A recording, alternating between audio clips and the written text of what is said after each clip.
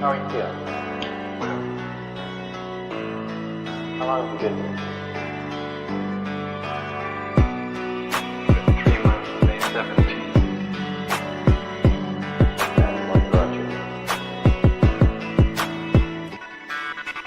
That's difficult to answer.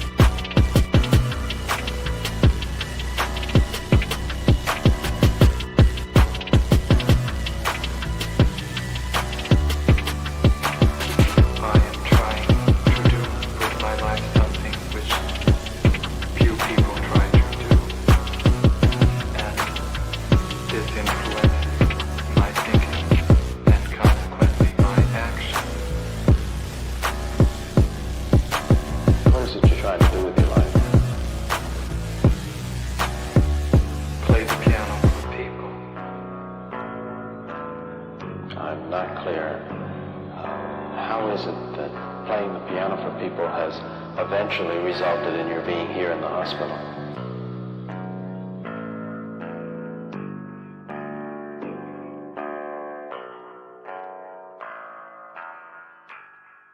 That's difficult to answer.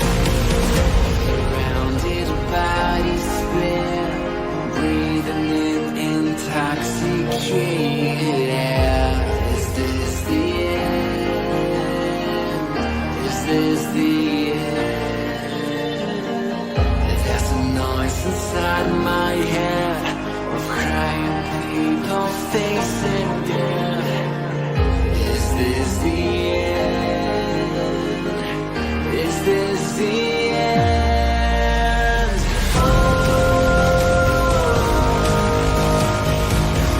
I'm burning in the dystopian.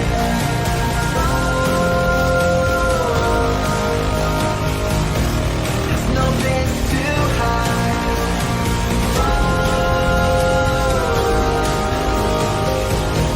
I'm burning in the dystopian.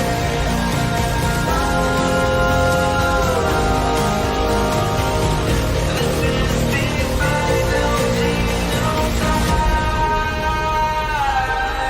What have we done to the world?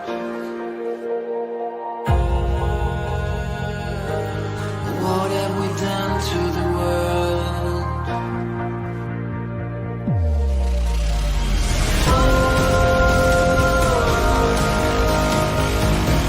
I'm burning in the dystopian.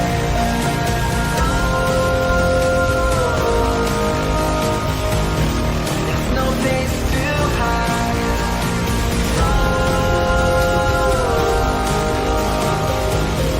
I'm burning in the dystopian.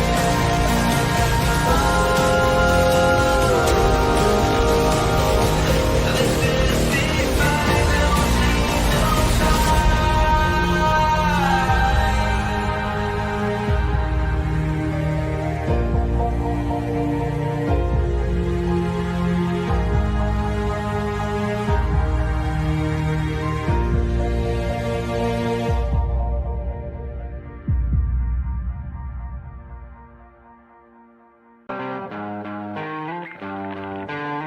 sweet dreams are made of these. Who am I to disagree? Travel the world and the seven seas. Everybody's looking for something. Some of them want to use you. Some of them want to get used by you. Some of them want to use you.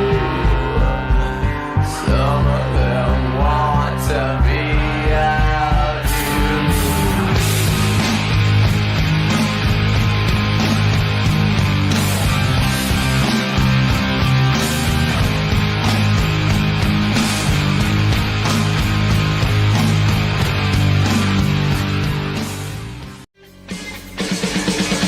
Won't anybody help us?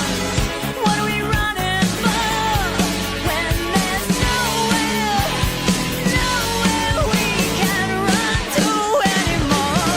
We can't afford to be innocent. Stand up and face the enemy. It's a do or die situation. We will be invincible. And with the power of conviction, there is no sacrifice. It's a do or die situation. We will be invincible. Who the fuck is Karlyn? She's just some sweet lady. She's like in a knitting. She does like a knitting stream. She's like a knitting YouTuber. She does knitting. Can we grow up a little bit and Alt not Girl be sent $200. retarded? Have you Please. seen the work of Karlyn Borysenko? Anti-commie cult leader and is obsessed with looking at what actual far-left communists are talking about and organizing today, infiltrating them. They infiltrated the universities, schools, media. She has the receipts to back it up. Primary source evidence. Infestation is dire and she calls Republicans idiots eating slop. Agree. Thank you for the big super chat. Yeah, oh, I know Karlyn B. She's solid. She's funny. I The like Great her. Noticer sent 200. And lastly, we ask that there be no recording or streaming of today's sessions from the floor. And any disruptive behavior in today's session will result in being removed from the call. We please ask that there will be no recording or streaming of today's sessions from the floor. Any disruptive behavior today could result in being removed from the call. So, just be a nice person. So with the little housekeeping things out of the way, let's jump right in. Again, we ask no recording or streaming of today's session. We ask that there be no recording or streaming of today's session from the floor. Any disruptive behavior in today's session will result in being removed from the call.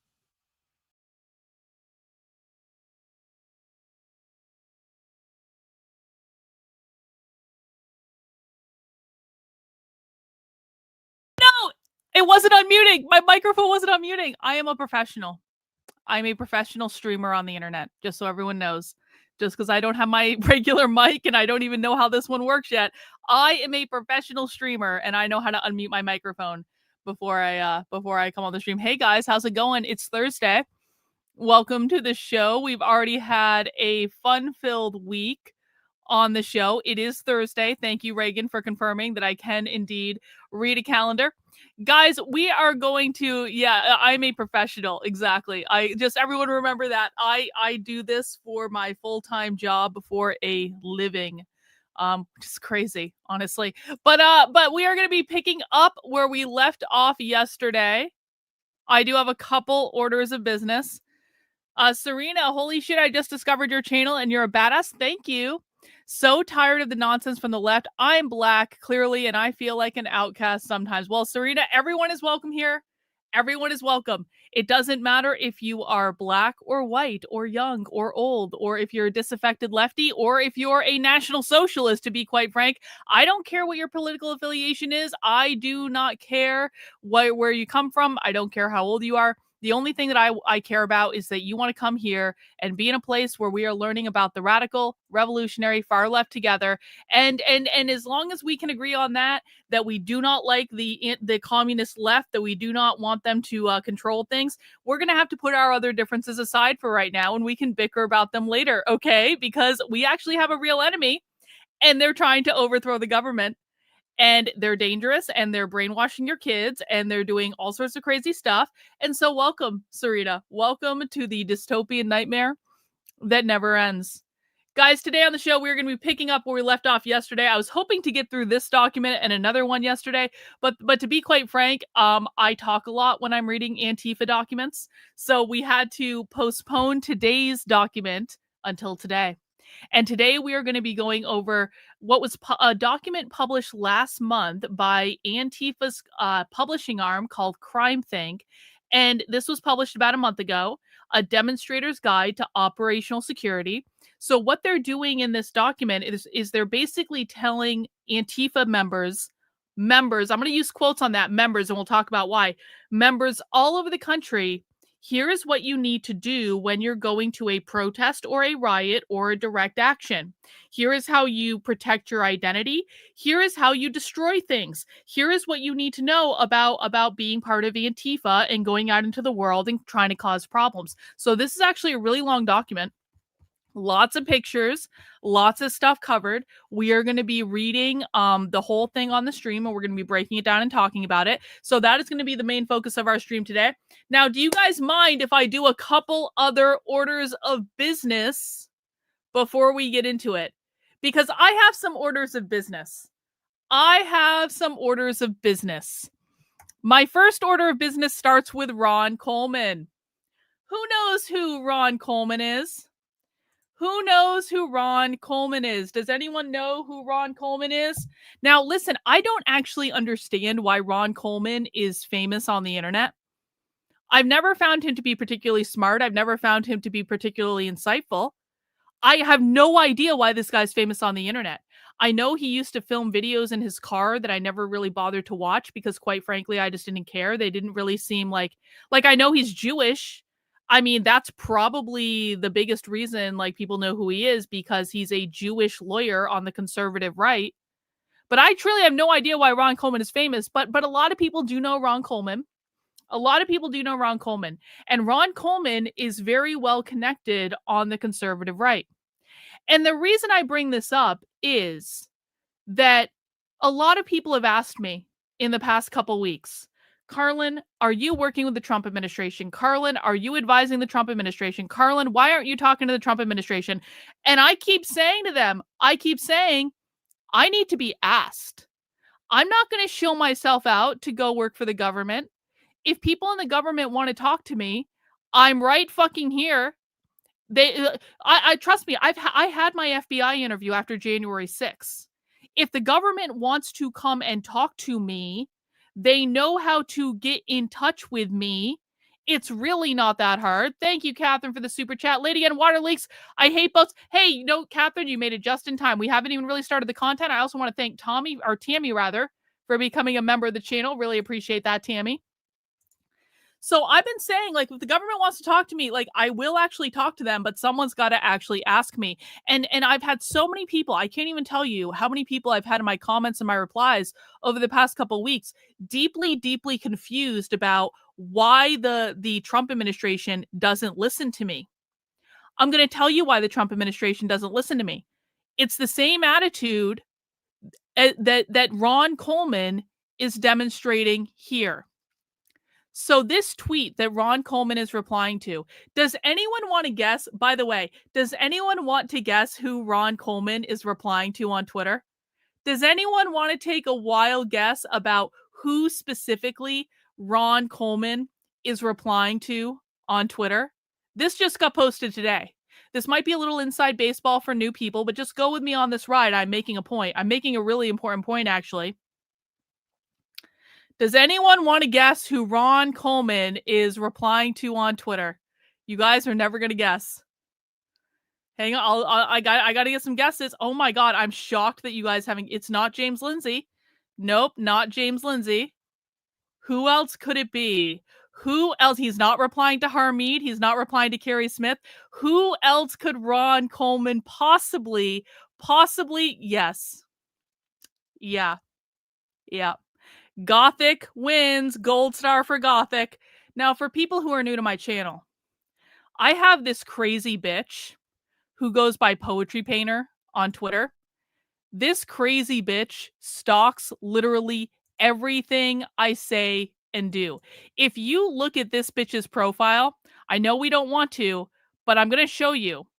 Literally she right now is writing an article. She's trying to convince people that I was excommunicated from the right and that the right totally disavows me and that no one on the right likes me. This is what this article is about that is pinned to the top of her feed.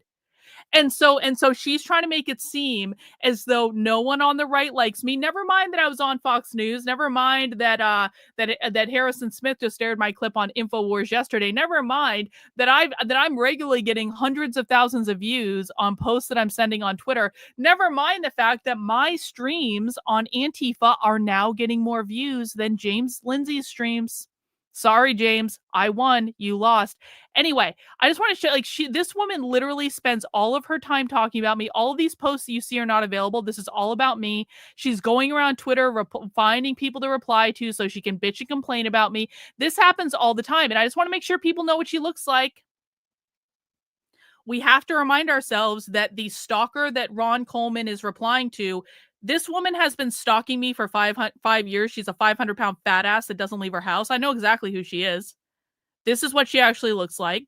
This picture used to be public on her Facebook profile, which is why I have it. And so now you can kind of start to get the sense of why this woman might be obsessed with me and why she might be stalking me, because she's desperately, desperately jealous that she's not fucking me and she can't do it. And then she's certainly not fucking me, I'll tell you that. But she's not me in any way.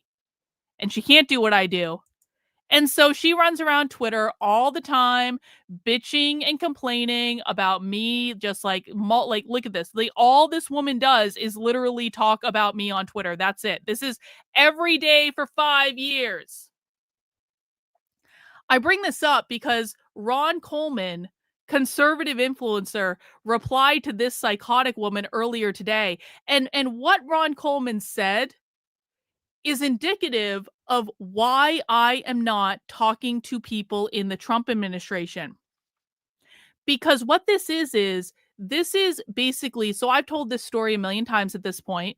The day before Charlie Kirk was murdered, it was the day or two before Charlie Kirk was murdered, I sent direct evidence of a communist faculty member at Texas State University talking about overthrowing the government. And I sent that information directly to Harmeet Dillon because Harmeet Dillon is the Assistant Attorney General of the United States, and Harmeet Dillon used to follow me on Twitter until she revealed herself to be a do-nothing fucking turncoat.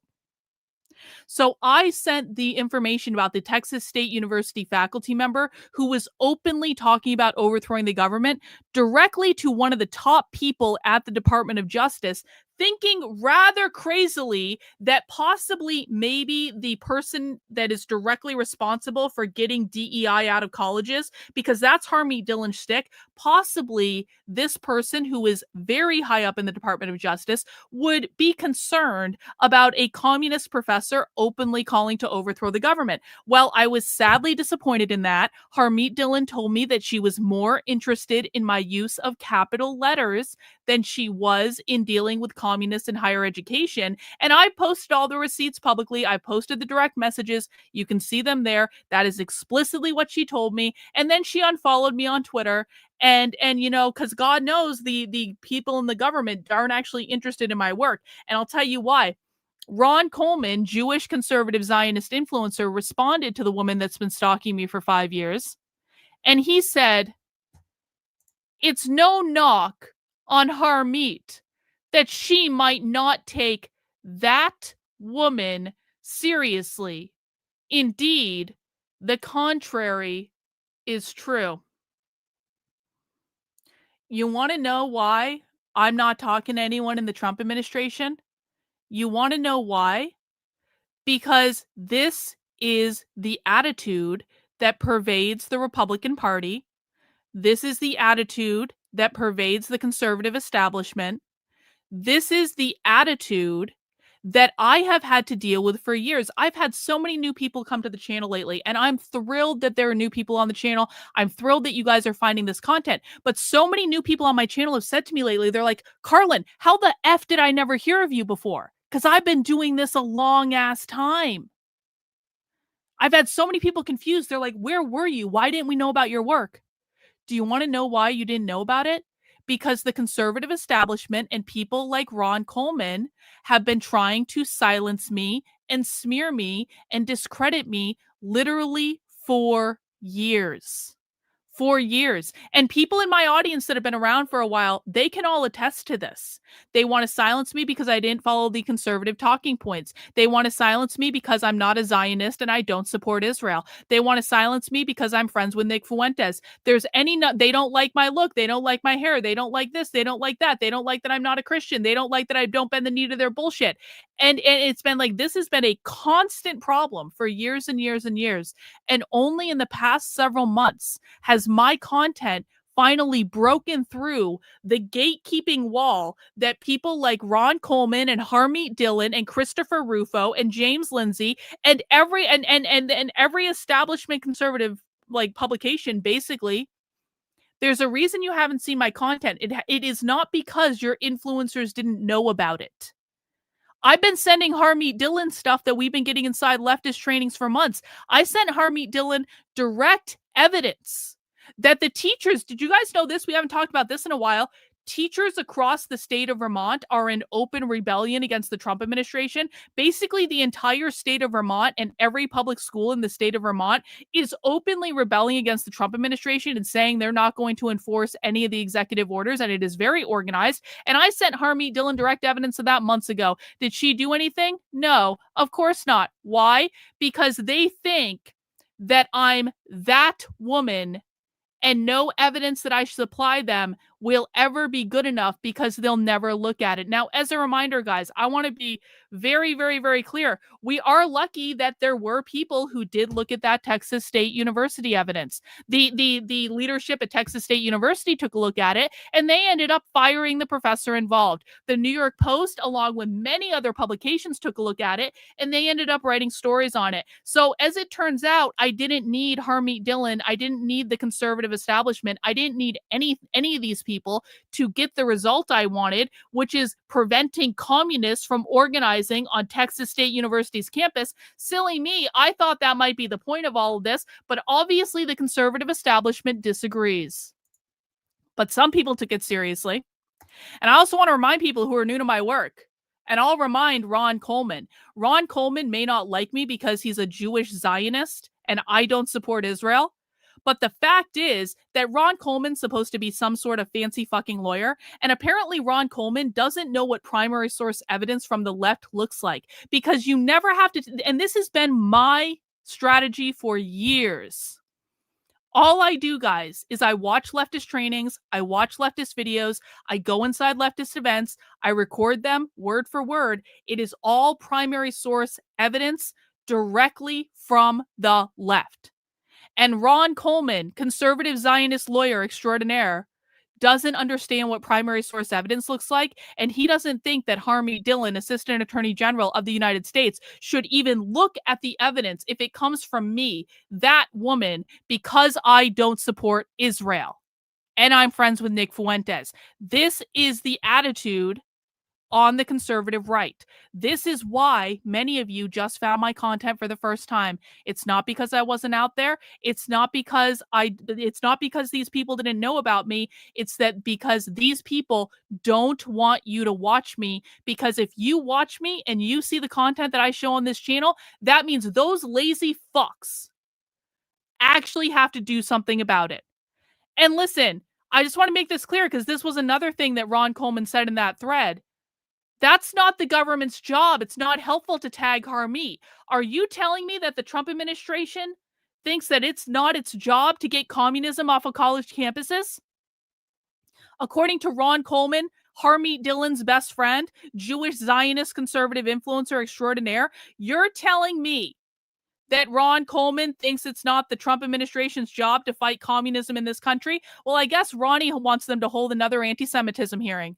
That's really what we're talking about, isn't it? Ron wants them to hold yet another fucking anti-Semitism hearing because there haven't been enough. 0 hearings about communism on college campus. By the way, have we ever had a hearing about communism on college campuses? Has that literally ever happened in like the recent past? No, it hasn't. Have we had any sort of congressional hearings about the political organizing activities of the unions? Of course not. We have to have too many anti-Semitism hearings to please people like Zionist, Jewish, conservative fucking influencer Ron Coleman. And no one better listen to that woman, that inconvenient woman that has spent years going inside leftist trainings and recording them and showing them to the world, because I don't follow their talking points. I will not bend the knee to them. And guess what? No matter how hard they try, my content is finally breaking through. It's finally breaking through. I have had tens of thousands of new subscribers in the past 3 months on YouTube, on Rumble, on my Substack, on my Twitter. My content is finally breaking through. So they can all go fuck themselves. I don't have to keep my mouth shut for any of them. And my only job is to work for you guys and tell you the truth and show you the receipts, and you never have to take my word for it. And I'll never say, pinky swear, trust me, bro. I will always give you the full evidence so that you can look at it for yourself and you can see directly what's going on. Thank you, Amelia, for becoming a member of the channel. I really do appreciate it. So that's one order of business. Another order of business is much happier. This is much happier. We got a chat from Nick. Israel and Jews first and only, right, Coleman? Yeah, exactly. That is the attitude of the Zionist Jews on the conservative right. And listen, guys, I'm not saying all Jews. I don't mean that. I am saying very specifically the Zionist conservative Jews on the right will always put Israel before America. Always, every single time, and it's not even close, okay? But we have some good news, and I do want to do so I'm not going to play the clip of me on Harrison Smith's show yesterday. I want to watch what happened after that clip, because as you guys know, and if you don't know, you can find the clip on the channel. Harrison Smith played my clip about salting on his show yesterday. He played the whole thing. It was awesome. I was really surprised by it. I wasn't expecting it. That was really cool. And then Harrison said that he wanted to bring me on the show. And so then we watched a little bit more of Harrison's clip. And you guys remember, there was a point in the clip where Harrison started talking about George Soros. And when Harrison started talking about George Soros, there was like a collective groan in the chat, because you guys know the thing that always happens on this channel is we get newbies all the time who don't study the left with us, who have never seen the primary source evidence, and they come into the chat and they're like, everything is funded by George Soros, which of course is not true. It's not true at all.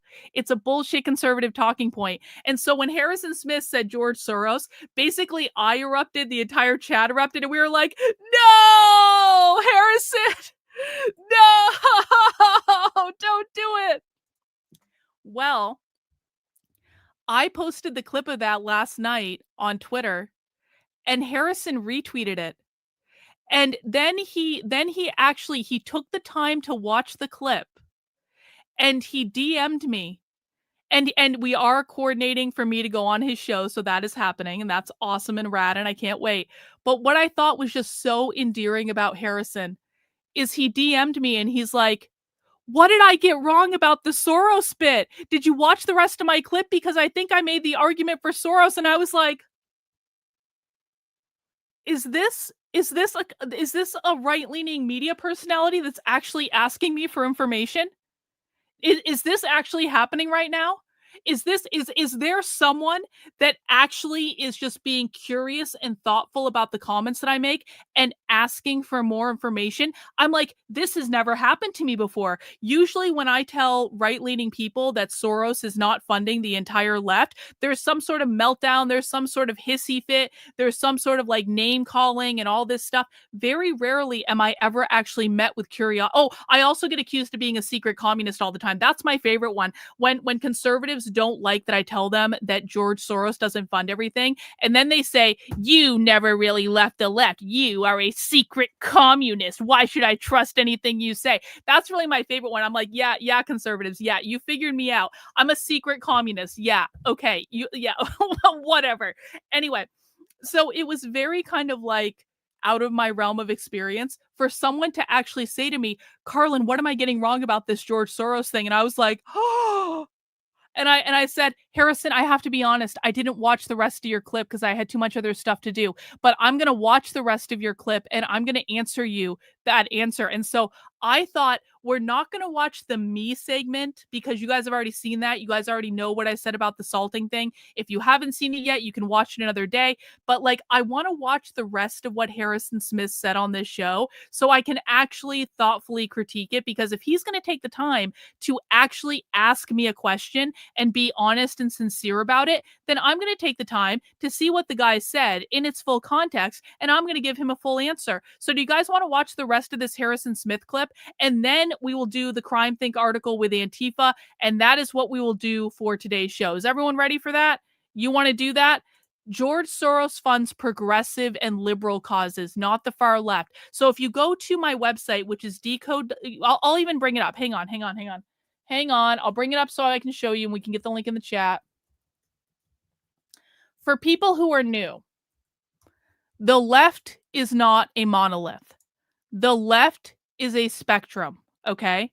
The left is a spectrum from corporate Democrat to radical revolutionary socialist. And we have to treat the left as a spectrum because if we don't, we will not be able to understand what they're doing and what they're doing next because all of these different groups on the left behave differently. I have a framework to help people understand what I call the map of the modern left, which is basically 5 tiers that you can see that describe the different groups on the left. So tier number 1 is going to be Democrats. These are people that uphold corporate interests really above all else. They want to maintain capitalism. They're very like establishment. Like you're not going to see a lot of change from your average Democrat. This is why it's so kind of dumb for conservatives to be so teed off about Democrats. I understand they're your electoral enemy, but you have to understand that like your average normie Democrat isn't actually even that big of a threat. Like the Democratic Party is basically falling apart. After Democrats, you've got tier 2, your average liberals. These are going to be more like your bleeding hearts, the social cause people. These are also not the same as socialists and communists. In fact, socialists and communists talk about openly hating liberals all the effing time. After that, you have progressives. And progressives is where you start to kind of tiptoe into the far left, although you're not quite actually at the far left yet, because fundamentally, progressives do still want to maintain a capitalist environment in the country. Progressives are not trying to overthrow the government. They have very lefty policies, but they are not trying to overthrow the government, okay? Then after that, you get into the far left, where you're getting our democratic socialists and our revolutionary socialists. Now, the difference between the democratic socialists, which are Democratic Socialists of America, Working Families Party, things like that, but Democratic Socialists of America is the biggest one, so that's the one I kind of use. The difference between the Democratic Socialists of America and revolutionary socialists is that they both want a post-capitalist society, but they have different ideas about how to get to the post-capitalist society. So democratic socialists still believe in working within elections. They're still running candidates. They still have functional political parties. They believe in getting into the system via elections, mostly in smaller local positions. But now we have Zoran Mandami that is going to be the next mayor of New York, and making small change within the system in order to abolish capitalism eventually somewhere down the line. Revolutionary socialists are completely different, because revolutionary socialists openly say, we do not believe in elections. We do not vote. We don't care for either party. We do not want to run candidates. We do not believe in working within the system. We just want to overthrow the government. So that is the difference. When people say that the Democratic Socialists of America are the most far left, I'm like, oh, no, no, no, no, no. The Democratic Socialists of America aren't rushing to overthrow the government. They want to work within the system, which is bad, but it's not as bad as the people arguing to violently overthrow the government. Okay? So when we're talking about George Soros does not fund revolutionary socialists. Revolutionary socialists are Antifa. That's not the only group of revolutionary socialists. There are other groups, but like when we're thinking about Antifa, Antifa is squarely in tier 5 of revolutionary socialists. Democratic socialists are also not funded by Soros. Soros funds progressives and liberals and Democrats. So it's not that Soros doesn't fund things on the left. It's just that he does not fund the more extreme elements of the left, at least not directly. Now, what you will oftentimes, who do you believe Soros asked for advice? Not revolutionary socialists. I know you guys are desperate. This is what happens with new people. New people are always desperate to ask me the question in any number of different ways because you want me to say that George Soros is funding the far left. And I'm very, very, very, very, very sorry. He's not. It is true that he is funding Democrats and liberals and progressives. It is also true that every once in a while, conservatives are able to dig up some story of some communist working for a think tank or working for some research center that is funded by a Soros grant. And then they take that one person that's working for a think tank or working for a research center and they say, see, this person is proof that George Soros is funding the far left. No, it's not. No, it's not. I'm sorry, it's not. It's proof that a communist worked for a progressive or liberal organization. It is not true that George Soros funding a progressive or liberal organization that happened to have a communist working at it means that George Soros is funding the far left. I'm sorry, that is a complete stretch. That is not reality.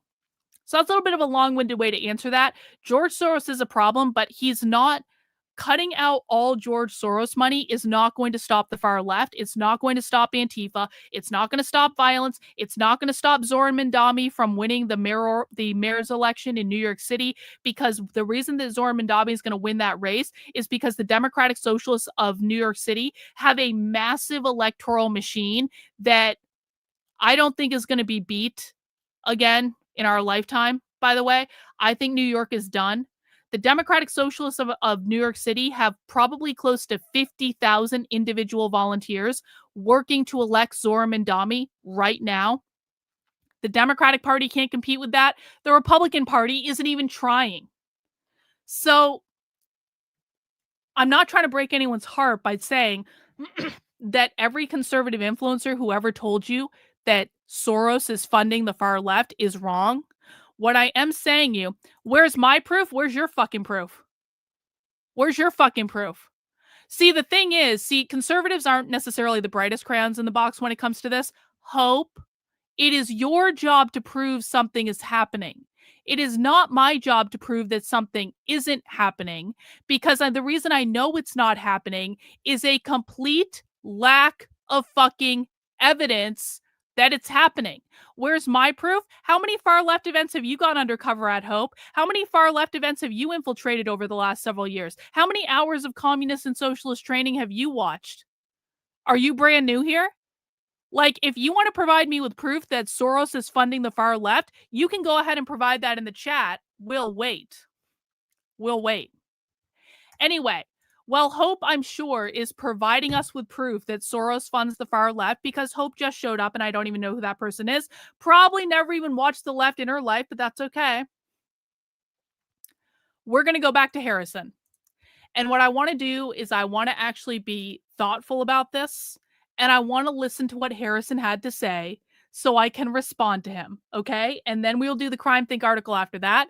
So guys, please make sure you mount the like button for me if you would be so kind. Let's see what happened on his show. Crisis in this country. And that is genuinely what they're planning on doing. And again, it is a cut and dry. Hang on. Yes, I fucking do. Do you want to know why I have to cuss? Because it is my fucking channel, you stupid fucking bitch. I will cuss anytime I fucking want. And if you don't fucking like it, you can get the fuck out and go find someone else on the fucking internet to teach you about the far left. Good fucking luck finding anyone with the credentials that I have, because there is no one else on the fucking internet doing what I'm doing. And so if you want to complain about the fact that I say fucking whenever the fuck I want, there's the door. You're in my classroom. I'm not in yours. Oh no, Hope is getting permanently banned. Oh no, bye Hope, bye, permanent ban, bye. Okay, back to this. Color revolution playbook that they're running, the George Soros, Saul Alinsky playbook. They're preparing for this. They're setting a date 3 years in advance. It will be May 1st, 2028, that they intend to launch a communist revolution in this country. They're planning for it. They're getting ready for it. And by the way, this has almost succeeded in the past. I mean, it has succeeded in the past. There's a lot of elements of this that also occurred in the Russian Revolution. I think it's more aligned with something like what happened in Germany in 1918 with a communist revolution, which was exactly like this. You had, it was during war.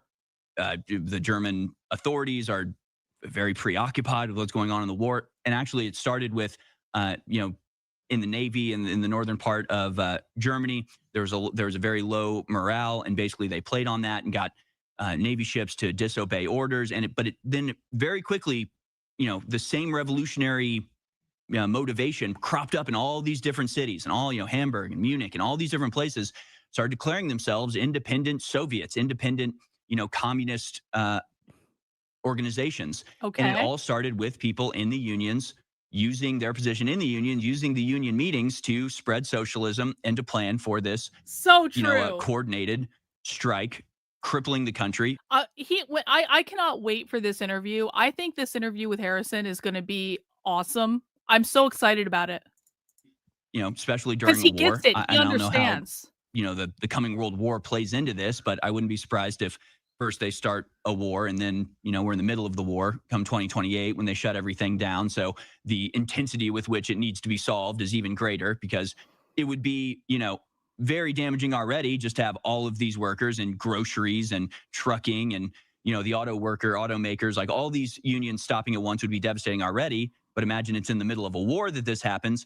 This is the way that communists almost took over Germany in 1918. Real. Led to the creation of the Weimar Republic and the eventual domination of the Nazis.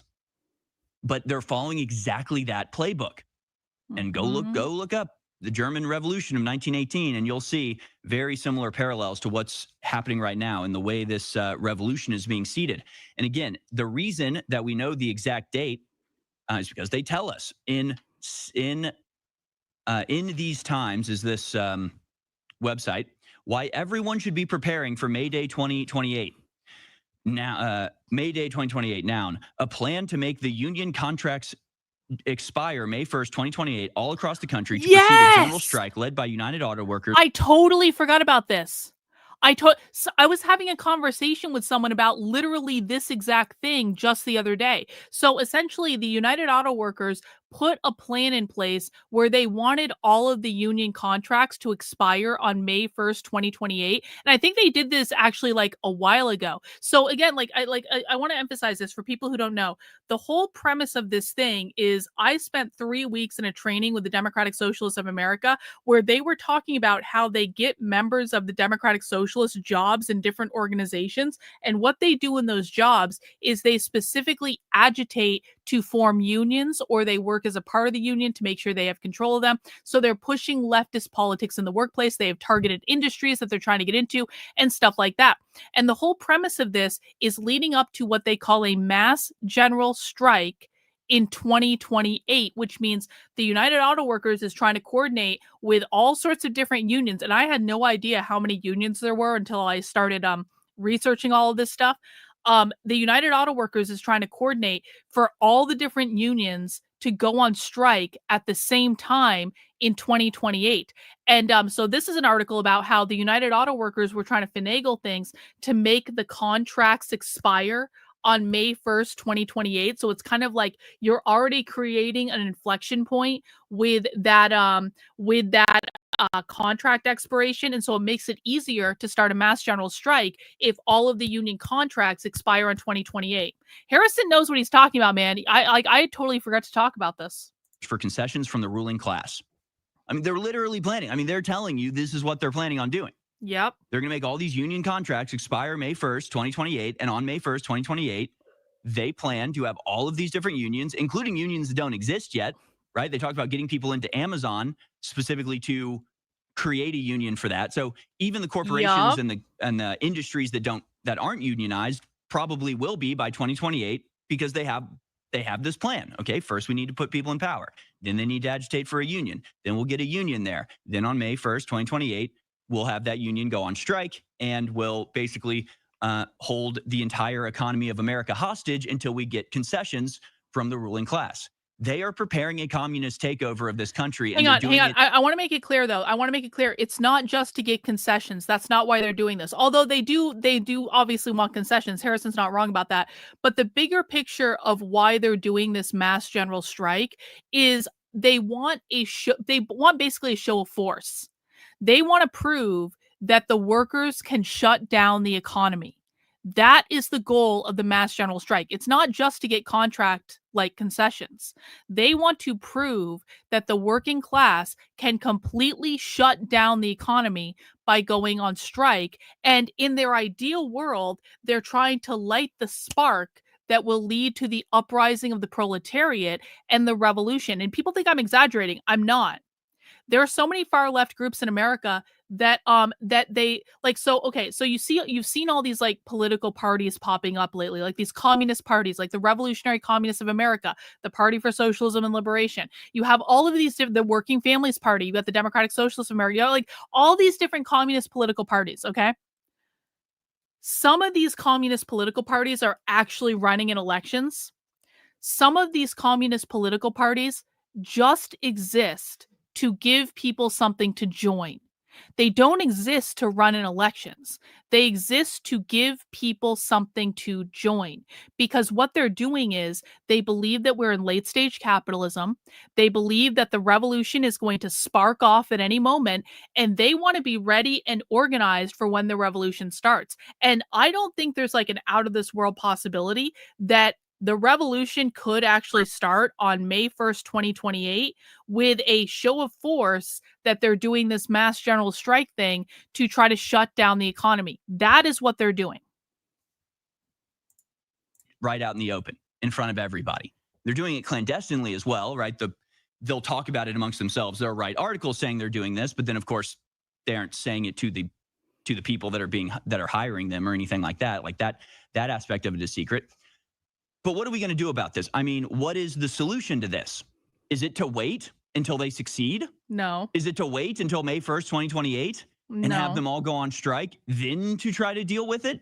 Or should you maybe nip this in the bud since they're telling us their plan? They're working to get people in positions in unions for a coordinated strike to cripple the economy in order to get concessions. It's their words, verbatim. And this is why we need to have congressional hearings into the political organizing activities of the unions.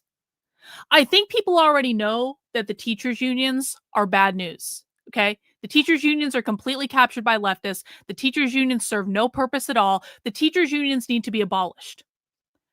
But it's not just the teachers' unions. It's not just them. There are so many different unions that only exist to do this far left organizing. And they're all working together, and the unions are involved in every protest. The unions are involved in every fucking riot.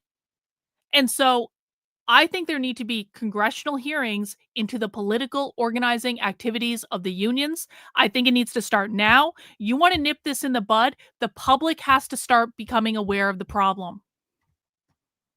Almost. What are we going to do about this? What they're doing about it is they're getting ready for their branding. That's how far down the line of planning they are. Let's go to clip number 6 here.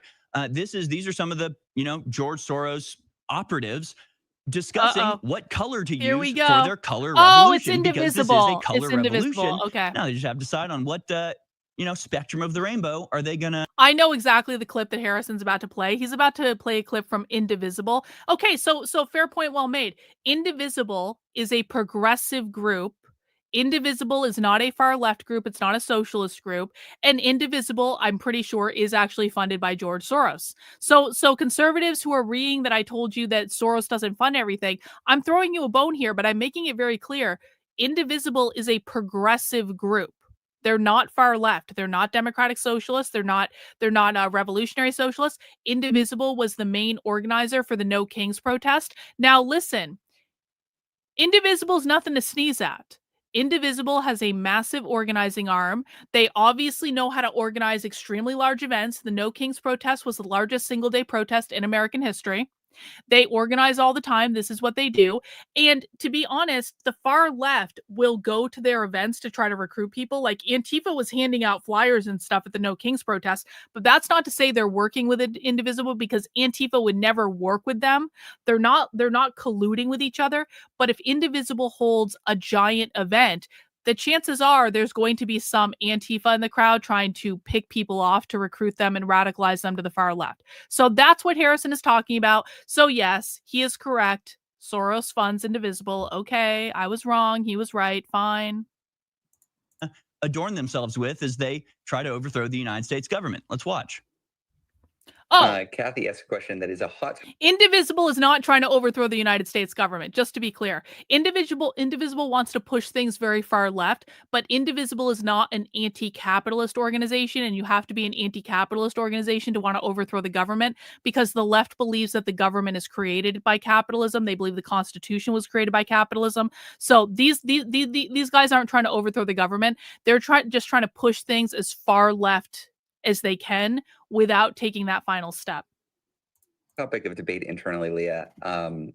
We need a national symbol of unity Which is to still a stand problem, against by the way. authoritarianism or for pro-democracy. I'm interested in using purple bandanas. It's not about being red or blue. It's about standing in solidarity with each other for democracy. How can we as a group? Purple is the best color, and these people are going to ruin it. It's not fair. The left ruins everything. Purple is my favorite color, and these people are going to ruin my favorite color, and it's going to be awful. Come up with something we can stand behind.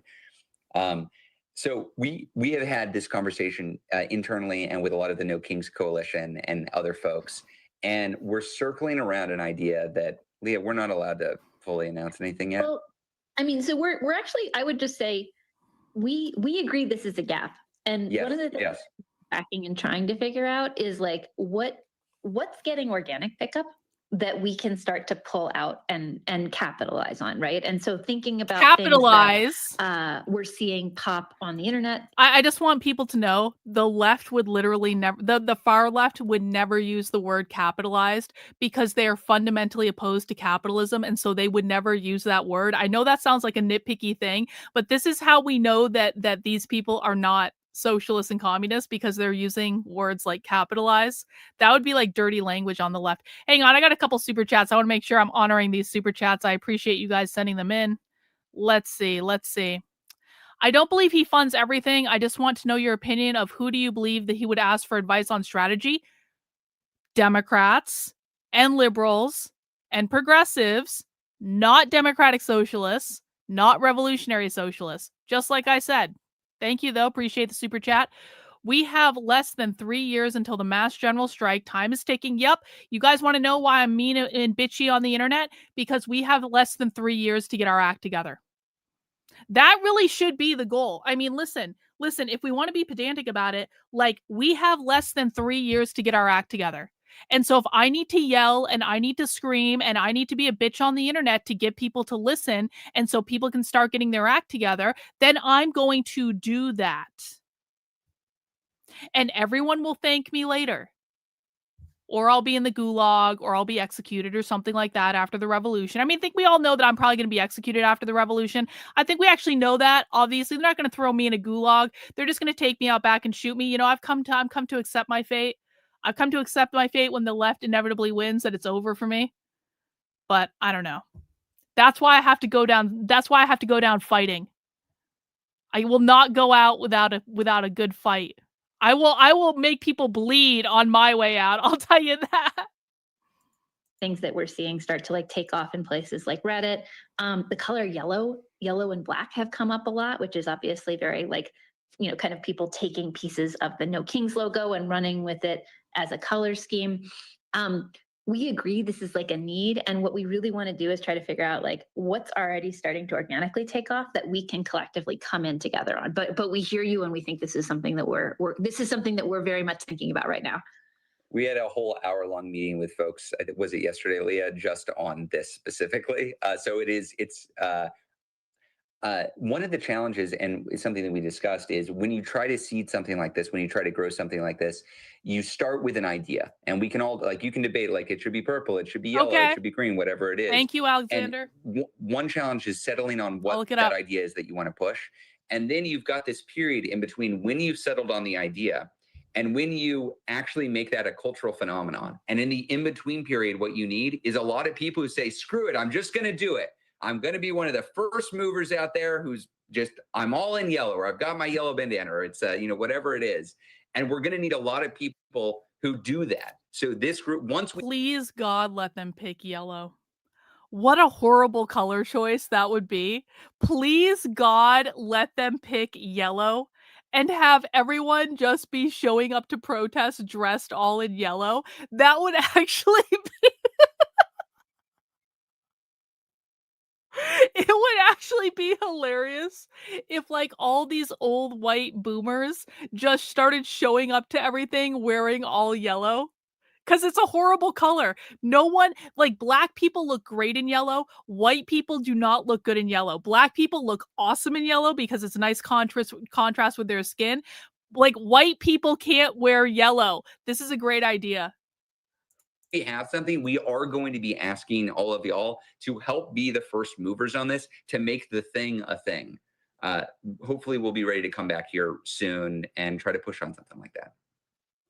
So again, and that is from Forward Observer from Mike Shelby, and we'll have him on tomorrow to talk about some of this and some of what else he's discovered. And by the way, if anybody out there is like, they see what's going on, they're feeling like frustrated because they don't know what to do, but they want to do something. Infiltrate. Real. I mean, you gotta be careful, and you gotta, these are dangerous groups, but like, they're all on Telegram, they're all on Reddit, they're all on these things. They're the easiest people in the world to pretend to mimic them. Just say, retarded leftist crap. And oh, okay. Harrison. We're going to have to make Harrison take my Decode the Left language course, because it's not actually as easy as saying retarded leftist crap, because the thing of it is if you go to these events and you say what Harrison would dub retarded left, I understand why he's saying this, but like, if you go to leftist events and you say retarded leftist crap, you're going to stand out like a sore thumb. I promise you. That's not how they really talk when they're in their like native environment. So we'll work on that. That's okay. But like, Harrison is right, though. So I have many people in my community who infiltrate events. I have people who go into their digital events. I have people who go to their in-person events. What I will say is, if you want to infiltrate the left, it is a perfectly achievable thing, but you have to make sure you understand their language. If you do not understand their language and you don't understand the culture of the left, you are going to stick out like a sore thumb. It's not the same as like the clickbait content that you see on Twitter when you're actually there. It's more like a Socialism Saturday stream, or it's more like when we're watching these leftist discussions. That's exactly what it's like to be there in person. So if you go in and you start saying retarded leftist crap, you're literally going to stick out like a sore thumb. They're going to know what you're doing. I promise you. And the thing of it is too, like, communists make fun of people on the right all the time for not understanding them. So they're very clear about, like, when a conservative is trying to pretend to be them, which absolutely does happen, and they can sniff it out so easily. So if you want to do it, I'm very supportive of it, but please make sure you learn the language. Please make sure you prepare to do it. I studied the left for a full year before I ever went undercover with them. I have people that have been going to, like, their events in person or going to their online things, that they studied the language and they learned the language so that they could blend in and make it more of, like, you know, a longer term thing. So that's what you need to do.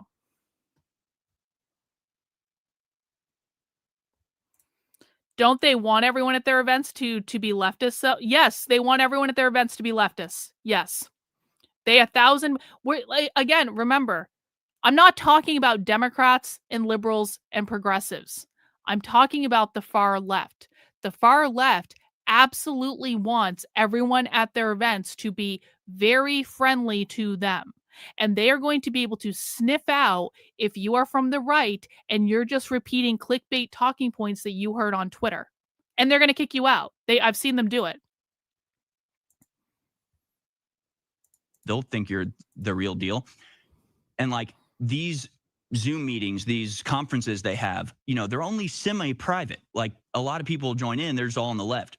We have right-wingers just infiltrating all of their groups. At the very least, it's going to force them further underground. It's going to stop there. It's going to really hamper their reach if they understand, hey, every time we try to talk about anything, even remotely public, swarms of right-wingers are in here listening to us and exposing us, then they're going to have to go underground. They're going to have to be more, you know, considerate about where they're talking about this stuff. And that alone, I think, could be something that anybody can do. You just got to go find the leftist side of the internet and start poking around. That is very true. That is exactly how I got into doing this. But I want to emphasize again, if you do not understand the left's language, you are not going to understand what you're looking at.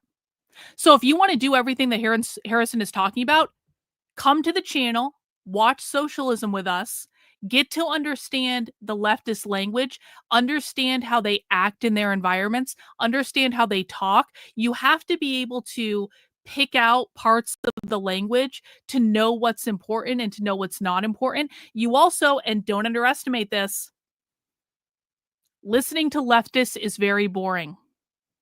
They talk about a lot of boring stuff. And oftentimes when we are listening to the left, we will listen to a whole hour-and-a-half presentation just to find the 20 or 30 seconds where they're really saying the quiet part out loud. And for the rest of the time doing that, you literally just have to sit there and listen. And it's actually even harder when you're in an online environment because you can kind of tune out. You can play games on your phone. You can kind of just stop listening to them. It's much harder. It's harder to stop listening when you're there in person because you have to keep sitting up. You have to keep alert. You have to you can't you can't slack off when you're there in person, but you can do that online. So again, come to the streams, learn the language, learn how these meetings work, learn what questions to ask them, learn how to sit and listen to this content even when you don't want to. Like, it's no joke to say, like, you know, my channel, we will watch, like, when there's a socialism conference, we will watch literally 8 to 10 hours worth of socialism in a single day. We train for this stuff. We train to be able to sit through their presentations, to be able to listen, to be able to pick out the parts that are important, to be able to understand what they're saying, to be able to understand who the players are. So Harrison is right that we do need more people infiltrating the left. And I'm not trying to dissuade anyone from doing it. I have people in my DMs all the time saying, Karlyn, I want to do this. I want to do this. And I'm like, cool, I'll help you out. I'll tell you exactly where to go. And he's absolutely right too, that like, you just need to know where to look. What I do with infiltrating the left isn't actually magic. I've just been doing this for a long time, and I know where to look. I know where their content is. I know where their events are. I know who their prominent activists are. I know the organizations. I know what their calendar looks like, just because I've been doing this a long time. There's more than enough leftist content for everyone to cover. There is more leftist content than anything that you could possibly imagine. And see, this is part of conservative retardia. I just talked to them about furries and butt plugs. Guys, one in the chat, if you went and talked to leftists about furries and butt plugs. One in the chat, if you think that would blend in on the left. Two in the chat, if you think that you would stick out like a sore thumb if you did something like this. Just because you've seen conservative clickbait content that tells you that leftists are furries and like butt plugs. One in the chat if you think that this would probably have you sticking out like a sore thumb. Two in the chat if you think that would be totally accepted on the left and they'd welcome you right in and consider you. Yeah, lots of twos in the chat. Do you want to know why this is a stupid fucking idea? Because the furry thing isn't even a leftist thing. And although the left does talk about sex quite a bit, they talk about BDSM, they talk about power plays, they talk about leather, they talk about power dynamics, like using sex to act out the repressive power dynamics of capitalism. They don't talk about butt plugs. So this is what happens. This is the problem when you take conservative clickbait bullshit and you actually try to do that in the real world, because what you see on Twitter is not actually what goes on at leftist events. And again, we've been encouraging this. Again, you got to be careful on it, and don't do anything violent, and because then we're all going to get in trouble, and that's the last thing that we want. But these people are planning a literal communist revolution. I can get more into it on the other side, but we've got that breaking news from Project Veritas I want to get into. But I love it. I love that Harrison told people to go infiltrate. And again, guys, if you want to infiltrate, I will teach you how. We need people watching this stuff. I need people looking at their documents. If you guys want to help, let me do this. I'm going to be reaching out to the volunteers for the Center for Left-Wing Studies, because I've kind of left you guys hanging when I've been so busy about stuff. But if you guys want to help out, and you guys want to see inside leftist content, and you actually want to be productive, come volunteer for the Center for Left-Wing Studies. This is leftwingstudies.com. This is my nonprofit where we are archiving leftist work. I mean, we need a ton of help. I need people making clips. I need people reviewing content. I need people reading zines. I need people helping to map the modern activist leftist network. And so if you come and volunteer for the Center of Left-Wing Studies, we will get you in there and we'll teach you how to do all this stuff. And then you can come and work with us to help put all this stuff together and help make it usable for the world. So this is leftwingstudies.com. If you want to volunteer, click on the volunteer link. And then here's the test. Follow the instructions. I'm not going to tell you what to do, because I need to know if you're volunteering for my nonprofit. Listen, I can't pay you.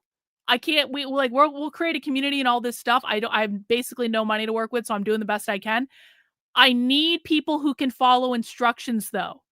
We need to be we're being very nuanced and detailed about this. I want to do this in the right way. I need people who can follow instructions. So go to the volunteer page, read the instructions, make sure you follow they're not hard. I just need to know that you actually read them and are being detail oriented and following them. And then follow the instructions. And then you can come and join us. Hey, we got a big super chat. KK, I appreciate it. Thanks for your work and yelling at me a few weeks back, so I take this more seriously. Yeah, I will yell at you until you start taking it seriously, and then you'll give me money. See, listen, I have the best job on the internet. I get to yell at you guys until you actually wake up and start listening, and then you give me money. It's like the best thing ever. This is like living the dream. I never thought I would be in a job where I would literally get paid to yell at people until they actually listen to me. I mean, like, come on. What a time to be alive. America is awesome. All right, guys, we are going to get into the main part of the show now. Just a reminder, if you do want to support the work I'm doing, make sure you are subscribed to my Substack. That is Karlyn, KARLYN.substack.com. You can subscribe for free, of course, get access to all of my updates and my archive of my work over on Substack. You can also support my work for $8 a month, $80 a year. I am 100% funded by you guys, so make sure you are signing up and supporting it financially if you can, so that I just work for you. And that's it. Yo! Holy shit! Bro, king of the chat. KRO. KRO for the win. Damn! KRO, thank you so much.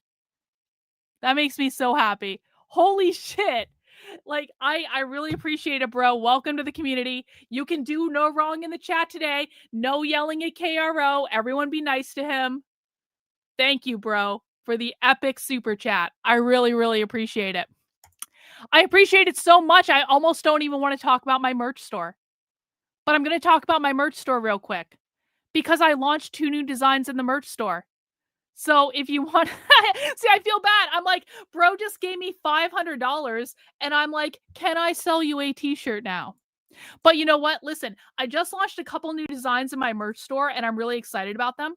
And I love this anti-Antifa one. So check this out. We've got this anti-Antifa design. We've got it on black, red, white, and gold. And I just think it looks cool. And I'm really excited about it. Yo! Wait, what?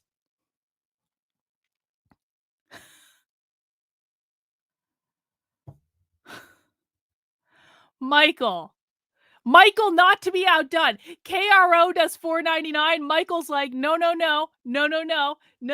gonna send you the 500 on the nose. Holy shit, Michael. Thank you guys. Thank you so much for believing in my work. I really do appreciate it. This is just awesome. Okay, I can't even talk about my merch store anymore. Listen, I got 2 new designs in the merch store. They're 25% off this week only. Pick up a t-shirt or something if you want it. But like, I can't even I can't even shill my merch because like you guys are just taking care of me and I really appreciate it. Holy shit. That's awesome. Thank you guys. I really appreciate it. Thank you for letting me serve you. Because I do like, to be like cheesy for a second, like I think of what I do is I'm trying to serve my audience. I'm trying to serve you guys. I'm trying to do what I can to make sure as many people know about this stuff as possible. I'm trying to make sure you have the best information. I'm trying to make sure it's presented in a way that you can understand it and share it with other people. And so I really appreciate it, guys. I have the best job in the world. I love what I do, except sometimes when I hate what I do because it drives me crazy. But mostly I love what I do. And I really appreciate you guys allowing me to do it because if you guys don't support my work, it doesn't get done. And yeah, I'm not going to cry. I can't break character. I have no emotions. I'm an evil bitch on the internet. Remember. Thank you guys. I appreciate it. All right. Should we get into this Antifa document? Should we learn about Antifa? Okay. So for people who missed yesterday, a website that we read often on this channel is CrimeThink because CrimeThink is the publishing arm of Antifa. Now, as a reminder, Antifa is not an organization. Antifa doesn't have official members. All of that is true. Antifa is a highly decentralized model. Okay? What that means is, Gary, thank you for becoming a member of the channel. I really do appreciate it. What that means is Antifa exists all over the country in these loosely affiliated cells of which there is no formal structure. There is no formal hierarchy. There's no decider saying this is what we're doing and then disseminating that down.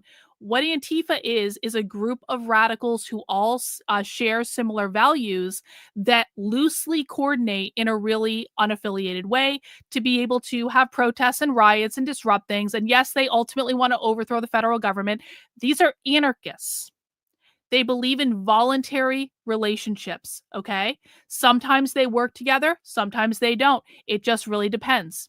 So if you've got a massive network of anarchists, how do you communicate across all of those networks to try to, have some sort of cohesive messaging? Because you still do need to communicate with a lot of people. One of the ways you do that is through these publishing companies. These publishing companies write articles, they write zines. These articles are you're never going to see a byline. Do you guys notice there's no byline in this article? There's no author of this article. All these articles are probably collectively written by a group of people. There is never any author on these articles because they operate like a collective. And so this is the information that Antifa reads. This is how they train people. This is how they teach people what to do when you go to a protest and stuff like that.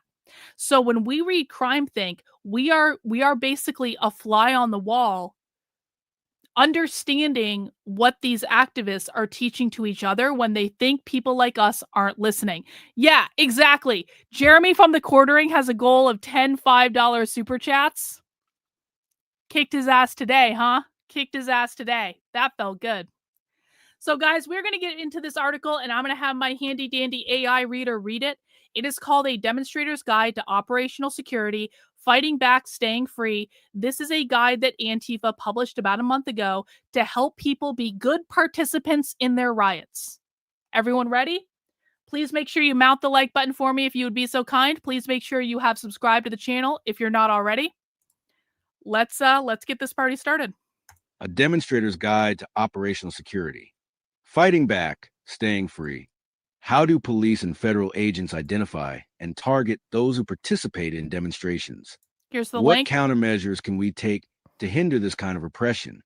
In this anonymously submitted text, one affinity group explores how they address these questions. In this anonymously submitted text. So basically, there was an Antifa group who wrote this, who then sent it to Crime Think saying, hey, do you guys want to publish this? That's what happened. I just put the link in the chat, guys, if you want to follow the article directly. In this anonymously submitted text, one affinity group explores how they address these questions. Once upon a time, only those who intended to engage in high-risk confrontational protest activity had concerned themselves with surveillance and security. Today, surveillance and policing are becoming much more invasive and arbitrary. Even if you never violate Thank any you, law, Andre, for becoming a member. the state may nonetheless seek to make an example of you. Everyone who might participate in a demonstration at some point should familiarize themselves with the security protocols that radicals have developed over the years. If you are new to demonstrating, do not be intimidated by all of these considerations. The more people take the streets, the safer it will be for everyone, and nothing could possibly be more dangerous than remaining isolated and passive, letting the police state come for all of us one by one. This guide simply outlines how to maximize your safety while engaging in protest activity. For more general background on the subject, start by reading about how to form an affinity group in which to participate in demonstrations, how to plan direct action, and how to dress in matching clothing in a demonstration, in what is often referred to as a black bloc. The appendix includes a host of related material. So for people who followed the link to the article in the chat, and again, I'll put the link to the article again in case you want to find it. There is actually a giant appendix to this article where they go through all of these different elements. I want to read these elements on the channel someday. We're probably not going to get to them today, but you can really, Antifa has zines for all this stuff. They have websites to teach you how to do all this stuff. Someday I'm going to show you guys the full collection of zines that I got from the New York Anarchist Book Fair, because I got a collection of zines like this high, basically teaching all this stuff. How to disconnect a closed circuit television, how to dress in black bloc, how to be a good affinity member, all this stuff. And so I'll show you that to you guys sometime. It's sitting in my bedroom right now.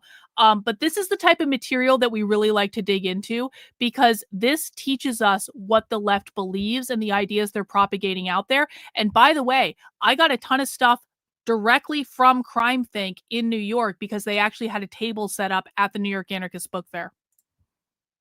The appendix includes a host of related material. No face, no case? While it's certainly a good idea to don a mask before engaging in protest activity, what clothing you wear is only one of many questions we're considering.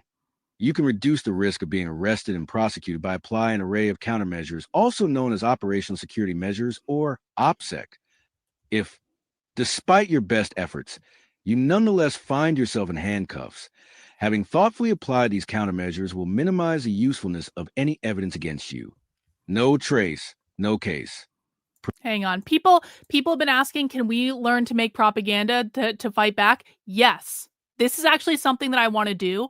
And so again, just get involved in the community, volunteer for the Center for Left-Wing Studies. I actually want to do our own zine for the Center for Left-Wing Studies, that we're like basically studying the left. And I want people to create cool propaganda. I want people to create cool stuff that we can put out there that people can download, like to put on stickers and stuff like that. So yes. If you want to get involved, just make sure you stay in the community. There'll be different opportunities to do so. And I appreciate the question. Hey, thanks, Go Away. Antifa's organization is very similar to what I saw in Afghanistan with the Taliban. It's typical for insurgencies. Well, that's really good information. I appreciate it. Now, the Taliban, I'm pretty sure, still had a hierarchy, though. The Taliban still had people at the top. They still had a hierarchy. Like the Taliban, my understanding is it was like more Stalinist. Antifa does not have a hierarchy. And I understand this is difficult for people to wrap their head around. There is no leader of Antifa. Everyone is on the same level. And so I don't know if the Taliban was operating like that, but I would actually love your insight on that. That would be great to know if that was what they were doing. Preparing for the demonstration. A demonstrator protecting their community from tear gas. Note how their jacket is hiking up, potentially revealing more than they intend. Make sure to pick clothing that will keep you fully covered in any position. Honing plans. When our affinity group meets to prepare for an action, we try to give ourselves enough lead time to go over everything. To begin with, what are our goals? Where is the demonstration taking place? And what details do we know about the location? Do we have everything we need? Who's bringing what? And how do we plan to get there? Will others we know be coming as well? At what point will we want to leave and how? Does anyone have particular fears or concerns? Demonstrations can be inspiring opportunities to act effectively alongside other people. They can also be upsetting and traumatizing. It's important to discuss any limits to your personal capacities that could be relevant to the rest of your affinity group. For example, does someone have an injury that could limit how much running they can do? Does someone's choice not to wear glasses during a demonstration inhibit their long-range vision? How familiar are you with the streets in this area of the city? Are certain scenarios likely to trigger feelings of panic due to past experiences? There is nothing to be gained from pretending we have no fears, traumas, or physical limitations. We want to support each other so that we can be as effective as possible together. In discussions ahead of demonstrations, there is a tendency to make generalizations. It's always like this. It's clear that the cops will act this way. This will definitely work. It's best to avoid definitive statements and remain open to what might happen.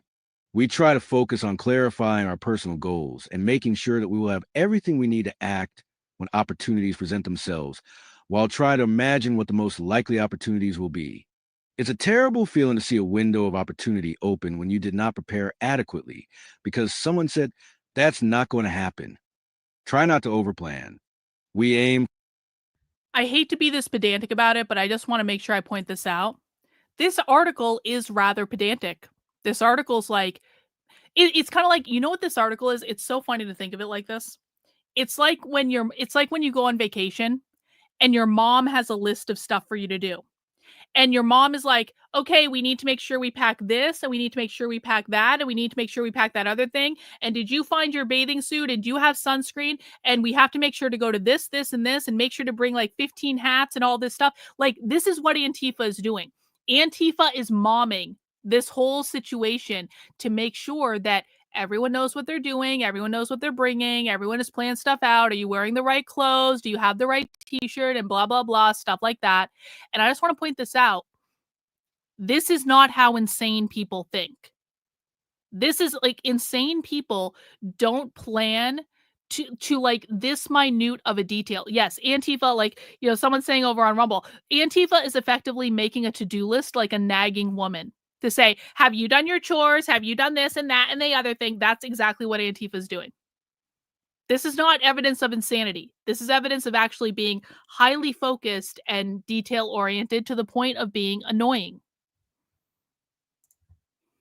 We aim for flexible preparation. We think about what we want to do and prepare to do it while staying open to the unexpected. We've found that if we discuss something for hours, it often proves not to be particularly helpful because events turn out differently than we anticipated. We're not talking about small group actions in the middle of the night that can be planned out in precise detail, but demonstrations involving a large number of people in which many factors develop dynamically. That said, knowing the lay of the land is important. It can help you to identify interesting routes and to outweed the police. Some demonstrations involve a pre-planned route. In those cases, it can be helpful to walk it beforehand to see where there might be good areas for changing clothes, bringing in material, and exiting. Make note of camera cover. Okay, I want to note this because they're talking about changing clothes. Oftentimes, so when you're talking about like the No King's Day protest, Antifa did not show up in black bloc to the No King's Day protest, right? Antifa actually created a whole flyer that didn't actually say Antifa, but that talked about their principles and stuff like that, that they went and handed out at the No King's Day protest. You can find it over on my Substack. I covered it at the time, but they weren't wearing black bloc when they were handing out that flyer. They were probably just wearing jeans and a t-shirt and they looked like a normal person and you couldn't tell they were Antifa. So they bring a change of clothes where they're either, they're probably changing into black bloc later in the day, because that's when they're changing their tactics. But during the day, they're going to look just like anyone else. Make note of camera coverage, dead ends, bottlenecks, and opportunities.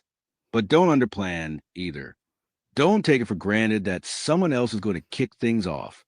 If you want something to happen, you may have to be that someone. Likewise, it's better for a bag of materials to go unused and to lack what you need at a key moment. Hang on, we got a super chat from Go Away. No, Taliban structure was very decentralized with local cells acting independently. They did have a regional strategy plan. Okay, well, that's good. I wouldn't have thought that. Appreciate the super chat. Thank you. Likewise, it's better for a bag of materials to go unused and to lack what you need at a key moment. If we want to bring tools or resources that could attract the wrong kind of attention, and there's a risk of bag searches around the meeting point of the demonstration, we will wait to join the demonstration until it starts moving, and the police shift their focus from monitoring the perimeter to crowd control. If we don't know in advance which route the demonstration will take, those who are transporting materials use bicycles to get in and out. This also limits the amount of time they are visible to police flanking or tailing the demonstration. Hiding materials along the route can work, but too often, this has failed us after the demonstration took an unexpected turn. These days, we prioritize other solutions. Oh! Hiding materials along the route can work, but too often this has failed us after the demonstration took an unexpected turn. So these days we prioritize solutions. Isn't that interesting that Antifa is saying, listen, guys, we used to hide stuff along the route, whether that be like, bricks and things or other stuff that we needed, but we often found that that didn't actually work for us. And so we started doing it in a different way. And hopefully they enunciate how they're doing it, but they're flat out telling you, we're not doing the pile of bricks thing because it doesn't work. And we have enough experience to say that this isn't working the way we want it to. So now we're trying to do it in other ways. And by the way, guys, with the pile of bricks, they're often stealing those. Like for people who think like you have to have a lot of money to have those piles of bricks show up, they're oftentimes stealing them. So they're not spending big money on them.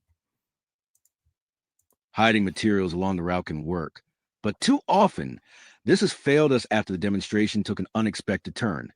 These days, we prioritize other solutions. It's helpful to think through how police tactics have evolved in your context. Is the local riot squad in good shape?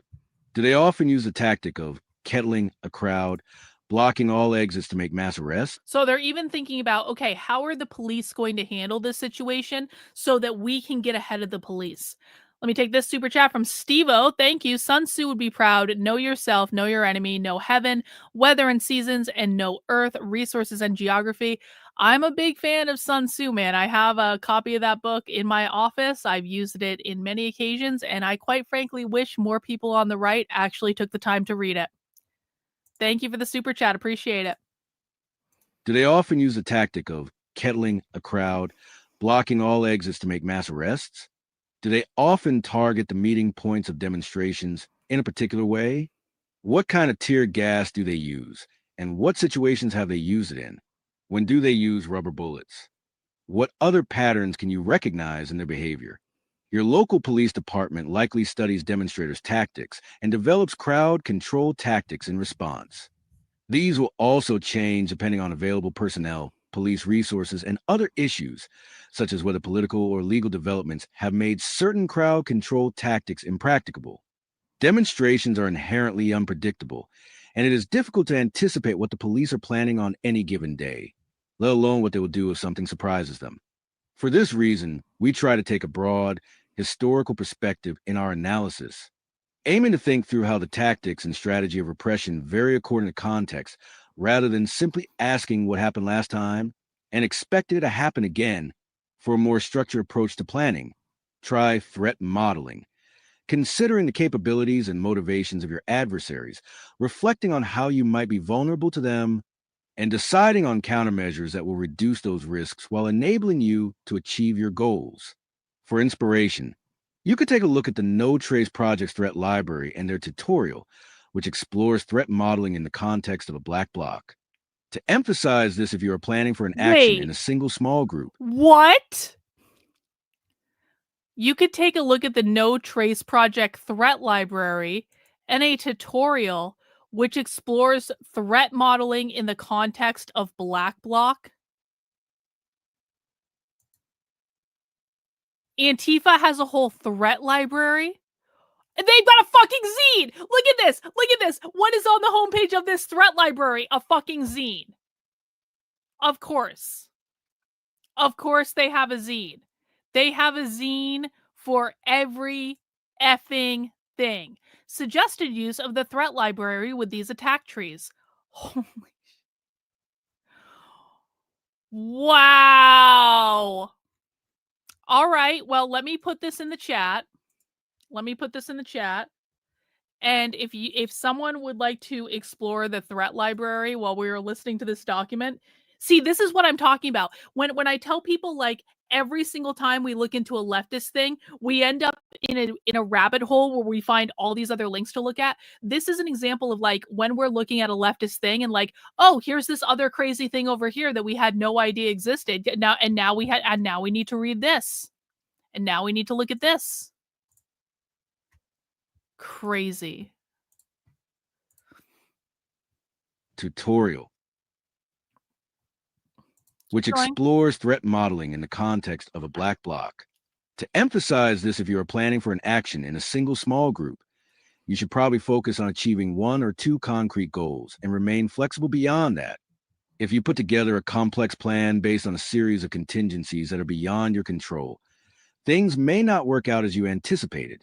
If your plan does not allow for flexibility, it may be wise to carry it out and then focus on leaving safely.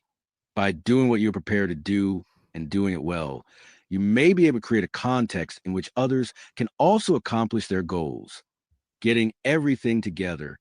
Obtaining everything you need to carry out a plan can cost money: gloves, new clothes, materials, travel, and other expenses. We try to share the costs among ourselves in such a way that no one experiences financial stress. Hang on. Obtaining everything you need to carry out a plan can cost money: gloves, new clothes, materials, travel, and other expenses. We try to share the costs among ourselves in such a way that no one experiences financial stress. Remember, this is a document that Antifa is publishing for Antifa. This is a document that they are using to communicate with each other. This is not a document they're using to communicate with us.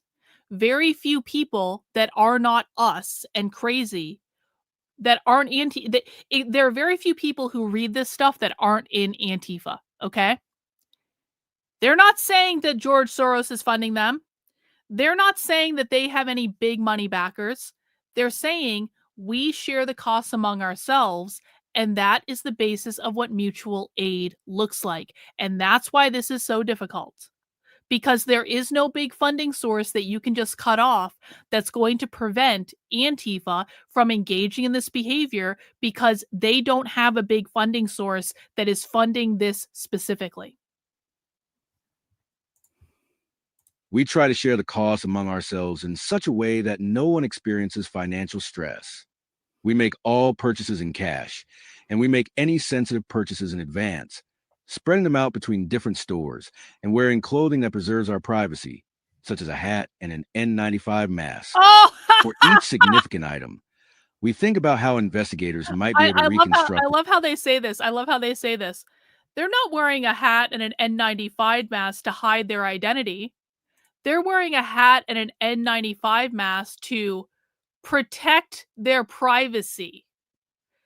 This preserves our privacy. Listen, I told you guys, mutual aid is in cash. We make all purchases in cash. And we make any sensitive purchases in advance, spreading them out between different stores and wearing clothing that preserves our privacy, like a hat and a mask. For each significant item, we think about how investigators might be able to reconstruct where it was purchased, and we remove any relevant serial numbers or RFID tags. Wow. We treat any clothing that will be visible while participating in a black bloc as disposable. Some people wear their personal rain jackets and simply tape over the logos, but we consider this insufficient. If we participate in high-risk activity while wearing particular outfits, that will be the last time we wear them. We're careful to minimize any features of the clothing that could be used to distinguish us from other people in the block. So they're even going so far as to destroy their clothes after they participate in Black Bloc and just buying new clothes. That's crazy. I didn't know they did that. We're careful to minimize any features of the clothing that could be used to distinguish us from other people in the block.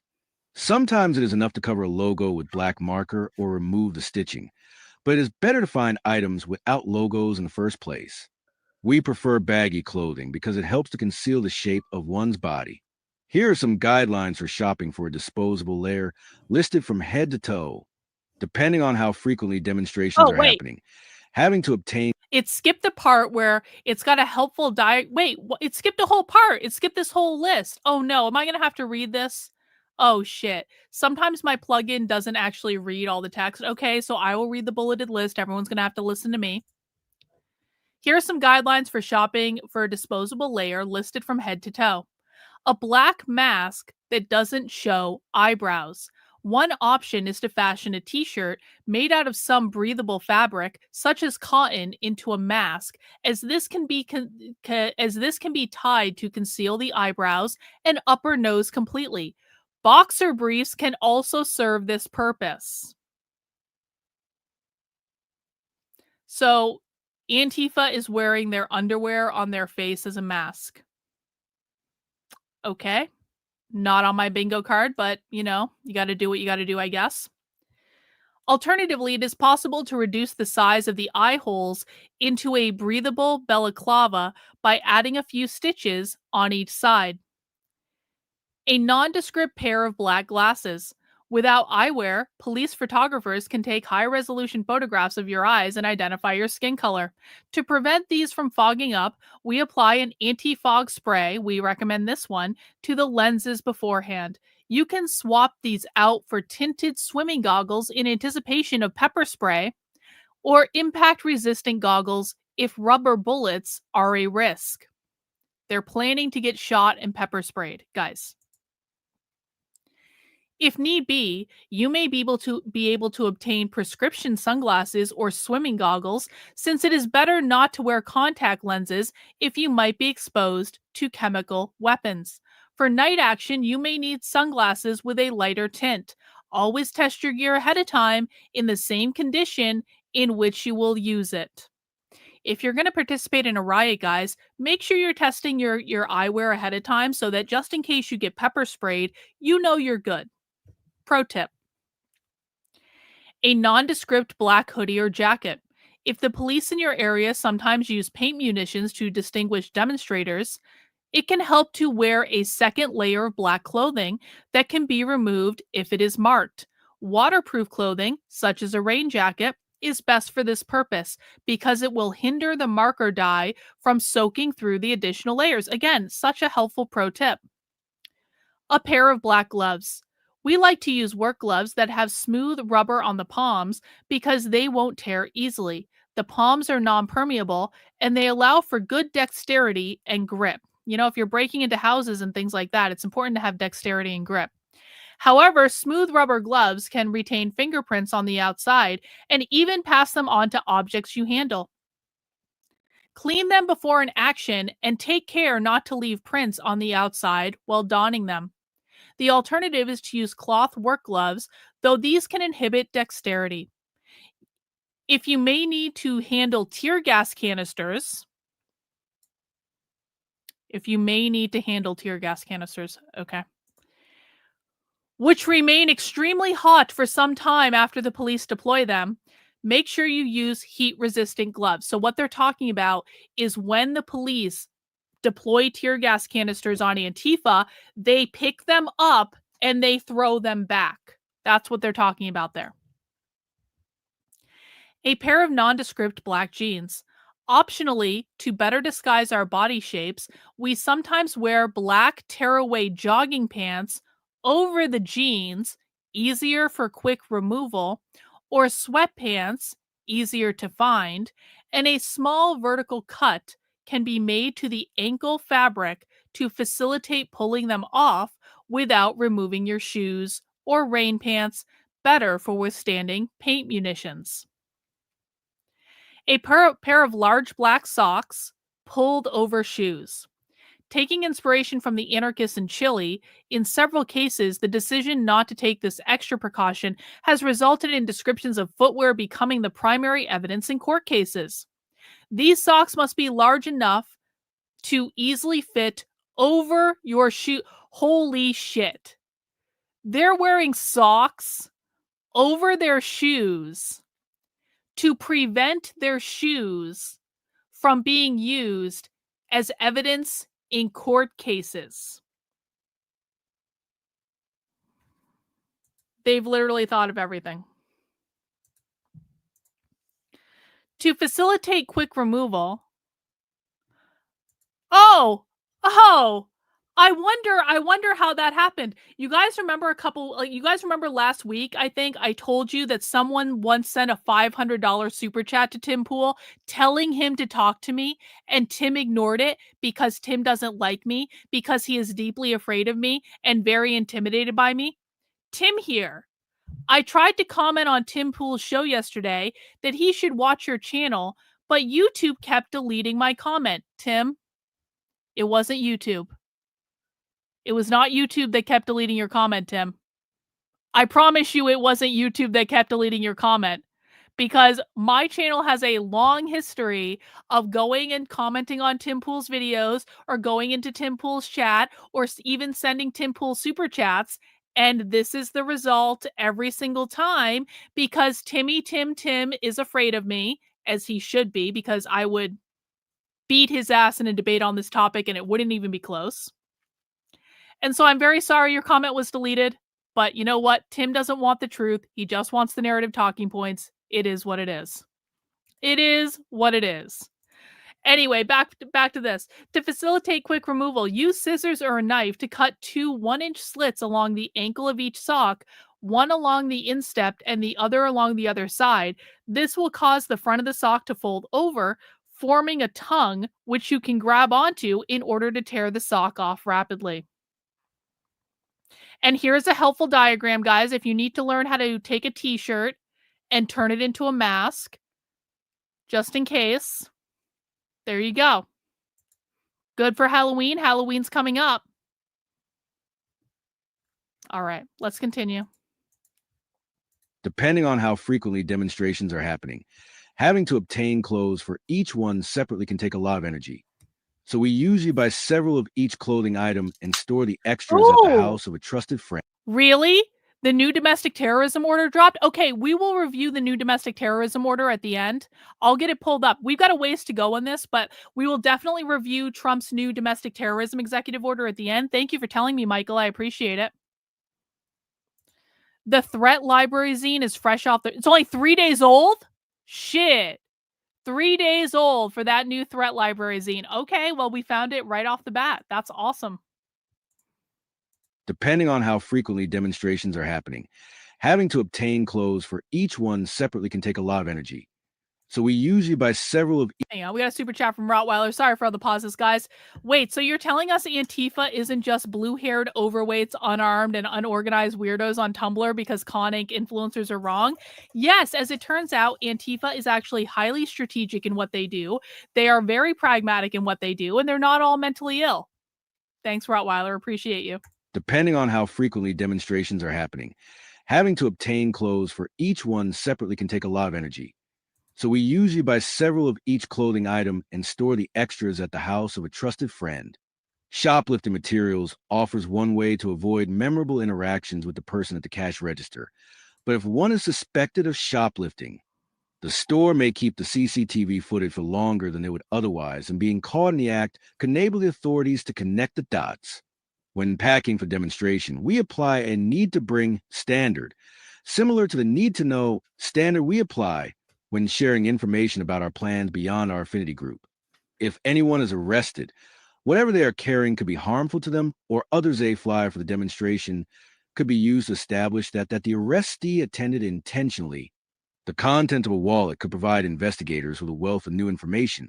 A day planner could reveal information about relationships. For this reason, beyond clothing and plant-specific materials, we keep it minimal. Our standard is to carry a single piece of identification in case of arrest or injury, as well as some water and a few energy bars or similar snacks. Wow. If you take a daily prescription medication, you can bring a few doses in a prescription bottle in case of arrest. It is also important to have enough cash for a taxi or public transportation, or to blend in at a cafe or restaurant afterwards. If relevant to the local jail context, you may need to bring coins for making a call in the case of arrest. Hang on. Has the PSL been labeled as a terrorist organization? Nope. But the PSL, the PSL is an Antifa, or if not, conflated with Antifa by the Trump administration. Well, so we have to read the new executive order to understand that. But like in the Antifa executive order that Trump wrote, he didn't give any definition. So I think that they're probably going to try to name the PSL as a terrorist organization because that's the only one where they know the funding. But it's not going to be correct, and it's not going to stop Antifa. It's going to be really dumb. But we'll see. If relevant to the local jail context, you may need to bring coins for making a call in the case of arrest. Beyond that, leave everything else at home. Check your pockets and bags for stray items like flyers, receipts, zines, and notes. Zine! Even if you don't get arrested. Anything you bring is one more item that could get lost in the chaos to be picked up later and potentially linked back to you or others. Keeping everything clean after a demonstration. It's common for a forensic team to search for items of clothing and tools left near the demonstration. Do you guys want to watch this video on how to make a t-shirt mask? How long is this? How to turn a simple t-shirt into a mask like this. First you want to put your hands in the neck and grab it together, like this. Then you want to put it over your head and hold the neck in front of your face. Then you grab the sleeves and put them together behind your head. Make sure everything is in the right place, and then you tuck in the sides like this. That's how you turn a t-shirt into a mask. Super duper helpful. What channel is that on? Graffiti Block? Let's pull up this channel for later. I wonder if they have any other helpful pieces of advice. Anyway, continuing. After a demonstration. It's common for a forensic team to search for items of clothing and tools left near the demonstration route or dispersal point, so it is important to be careful while handling, storing, and transporting materials. We never touch any tools we plan to bring without wearing gloves to make sure there are no fingerprints on them. It is easier to avoid leaving fingerprints on something in the first place than to rely on removing them with an acetone-soaked cloth, which can be less effective on some types of surfaces. So that video that we just watched, it looks like that's just a graffiti artist. He doesn't actually look like he's Antifa, just like he's trying to protect his identity so he can do graffiti. So not a lot of leftist stuff on there. It is easier to avoid leaving fingerprints on something in the first place than to rely on removing them with an acetone-soaked cloth, which can be less effective on some types of surfaces. For example, on a metal surface, fingerprints can leave an imprint which must be removed with an abrasive material like sandpaper. In some cases, it may be important to try to keep materials free of our DNA. Skin cells, hair, saliva, blood, and sweat are all sources of DNA, unlike fingerprints. DNA cannot be reliably removed from an object once it has been contaminated. A good starting point is to put on a fresh pair of non-permeable gloves, i.e., rubber dishwashing gloves rather than cotton, or the like, before handling objects without ever touching the outside of the gloves. The likelihood of DNA forensics being used seems to be directly proportional to how expensive the testing is in a given jurisdiction. Some countries already have forensic labs that enable collection of DNA evidence even for the investigation of minor crimes. But in the United States, DNA testing is not yet common for evidence collection at demonstrations. If DNA is found on a movable object, the person it is associated with could have interacted with that object weeks earlier, so it is less convincing that someone was present at the scene compared to if their DNA is found on a stationary object, such as a smashed window. It is impossible to avoid leaving DNA traces on clothing that has been worn, so we make sure not to leave clothes behind whenever DNA forensics is a consideration. Preparing for repression and raids. An essential element of preparation is planning for worst-case scenarios. Repression always hits hardest when you aren't prepared for it. Finding yourself in police custody with no idea who will be your lawyer, take care of your dog, inform your boss that you will not make it to work, or pay your bail is rough. We prepare collectively for every demonstration as if we might be locked up for at least one night, for example, by having a lawyer on retainer and memorizing their number. We prepare collectively for every demonstration as if we might be locked up for at least one night, for example, by having a lawyer on retainer and memorizing their number. Okay. This is kind of the single aspect that I think the Trump administration might have an in with this, because I don't know how they're paying the lawyers. And I think that the funding of the lawyers might be kind of like the single source of funding that may actually come from outside groups that Trump conceivably could cut off. But I want to make it very clear, even if Trump cuts off the funding for the lawyers, that does not mean that Antifa is going to stop protesting. It does not mean Antifa is going to stop rioting. Antifa is fully willing to go to jail for what they believe. They are fully willing to die for what they believe. Yeah, it could also be true. This is a great point. There are many leftist lawyers, guys. There could be Antifa members that are lawyers that are providing legal services to Antifa pro bono. That absolutely could be happening. It also could be happening that they're getting lawyers through an organization like the National Lawyers Guild, which is funded pretty well. So it could be either way, but I just want to make sure it's really clear to people. Just because the lawyers get pulled does not mean that Antifa is going to stop protesting and rioting, okay? But I do think that that is probably the most interesting and the most productive direction for the Trump administration to go down, is to figure out who are Antifa's lawyers and how are those lawyers getting paid.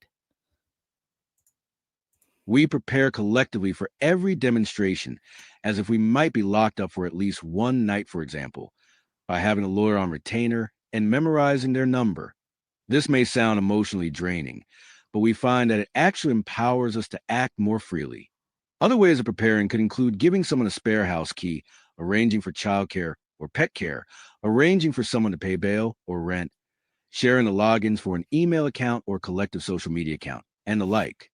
Another important question to consider is, if police search your home for evidence, will they find any items that can help them build a case? Of course, Everyone will have to answer this question contextually, but the important thing to remember is that one never knows when a house raid will occur Yeah. or what the police might This is a good point. This is a good point. You have to prepare for childcare. You mean Antifa has kids? I was reliably told by Tim Pool that leftists abort all their kids. Why is Antifa preparing with childcare if they don't have kids? Oh, because they do have kids. They do. They're Antifa college professors, guys. There are people in Antifa with families who you would never, ever expect of being in Antifa, but they are.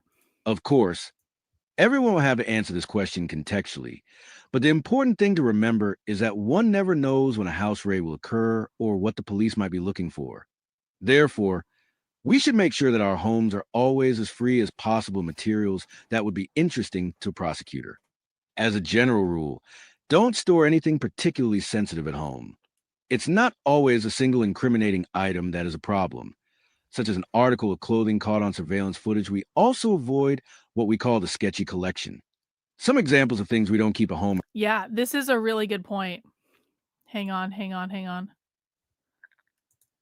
This whole thing with the far left, and this is part of the, I'm just going to warn everyone that's new. This is part of the terrifying part of being in my community, because you really do start to understand exactly how deep this goes and exactly how big this thing is. Because, you know, people have been asking me so many, like, Karlyn, how many people are in Antifa? Like, how many are there? Are there maybe like 10,000? No, there's way more than that. There is significantly more than 10,000 people in Antifa. There's significantly more than 100,000 people in Antifa. It's just like the amount of people that we keep uncovering, it is massive. The amount of organizations that these people are involved in and run, it is massive. It's probably not that high. Although, I mean, you could make the argument that maybe it is that high, maybe, but probably not quite that high. Some examples of things we don't keep at home are fireworks, slingshots, too many items of the same type of clothing, gloves, masks, black hoodies, and the like. Sensitive items must be stored somewhere, of course.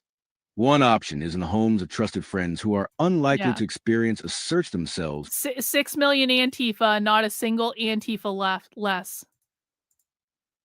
One option is in the homes of trusted friends who are unlikely to experience a search themselves, though once again, in order to avoid creating a collection of items that look suspicious together. It can help to store different items in different locations or distribute them between the homes of different friends. Another option is to hide items outdoors in a place no one will stumble upon them, where it is possible to access them without being observed, buried in a forest far from any paths, hidden in the ceiling of an abandoned building. As for the items that we keep at home, we don't store them on a demonstration shelf. We keep them where they belong, for example, a sealed package of gloves with the cleaning supplies. Our lawyers should be able to provide convincing, legitimate reasons for anything in our homes. Wow. The cop in your pocket. Police investigators often analyze the phone and computer use of suspects in order to try to build a case against them. The culture of smartphone dependence that has become normalized throughout society over the last decade makes their job much easier. On the other hand, whereas the state could once remotely monitor unencrypted voice calls and text messages, this is no longer the case thanks to the widespread adoption of encrypted messaging apps like Signal. The chief threats have assumed other forms. When it comes to phone surveillance today, there are three main areas of concern: covertly activating the microphone, location tracking, and data retrieval. Of these, covertly activating the microphone often receives the most attention, but it is actually the least likely, as it requires the most resources. The phone must first be infected with some type of malware in order to covertly activate its mic to turn it into a bug. Generally, this means that the device must be specifically targeted for infection. As for location tracking, a phone's connection to cell towers inherently reveals its location to the mobile service provider, and this location data can be accessed retroactively.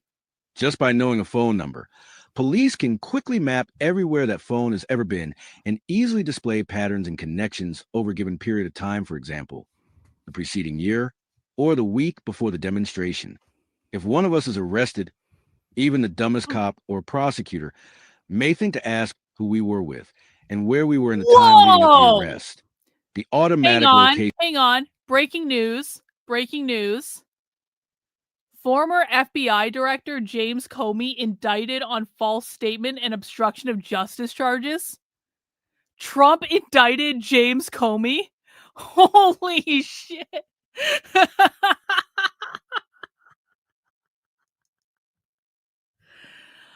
Oh, man.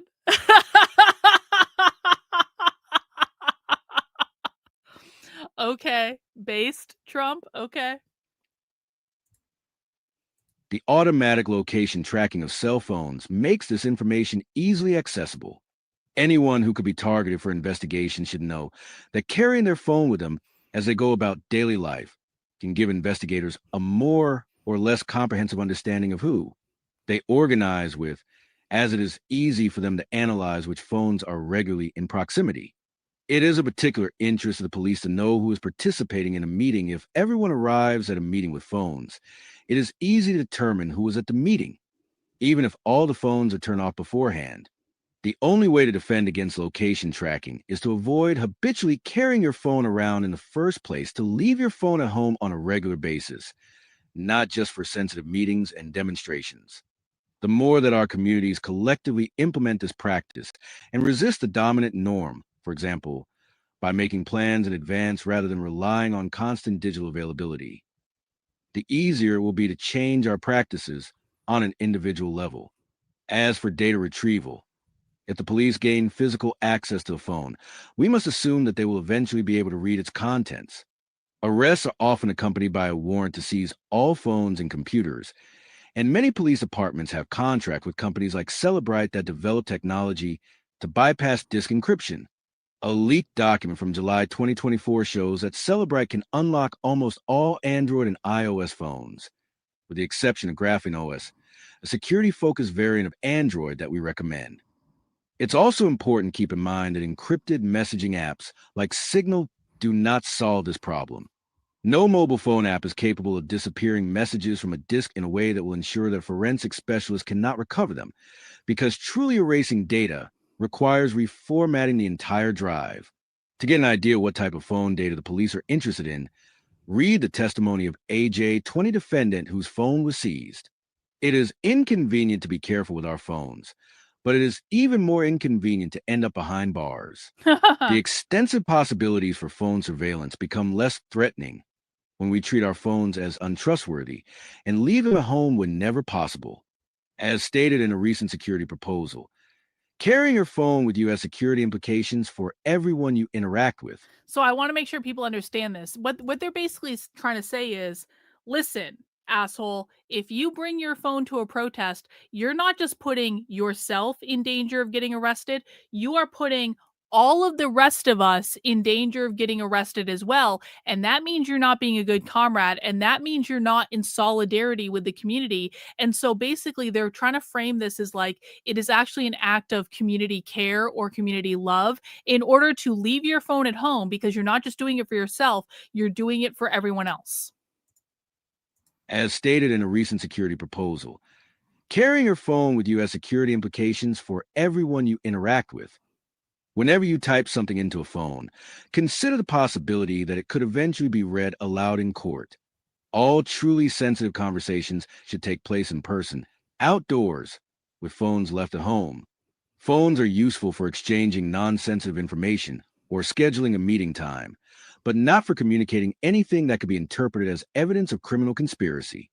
If a plan requires remote communication, consider anonymously purchased burner phones or walkie-talkies. Whenever we are compelled to use digital technology for anything sensitive, we exclusively use the Tails operating system, a Linux variant which runs from a USB stick and leaves no trace on the computer. Take note that the only Yep. trustworthy disk encryption for computers requires using a Linux operating system. It's not possible Well, to and this security culture thing, and Reagan's saying in the chat that she has videos on security culture too, which I think is important. This security culture thing, I know goes back a while with them, because I remember seeing specific documentaries around Occupy Wall Street where they were talking about all this stuff. They were talking about, and this, like, Occupy Wall Street was like, you know, feels like forever ago, but like they were talking about all this stuff, like leave your phone at home, don't trust the phones, we need to be able to like protect our identities and stuff like that. They've been talking about all this stuff for a long time. They are like the left is extremely paranoid about security, as you guys can tell, because they're doing illegal shit and they don't want to get arrested.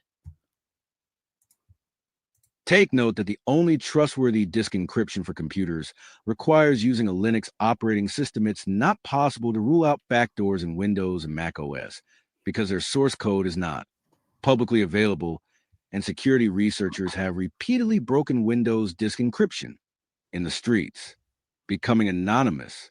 When a black bloc forms, participants usually change into their matching black clothing near the meeting point of the demonstration. Individuals filter into the area in civilian clothing, change into black bloc attire to join the black bloc, then change back into civilian clothes to leave the area afterwards.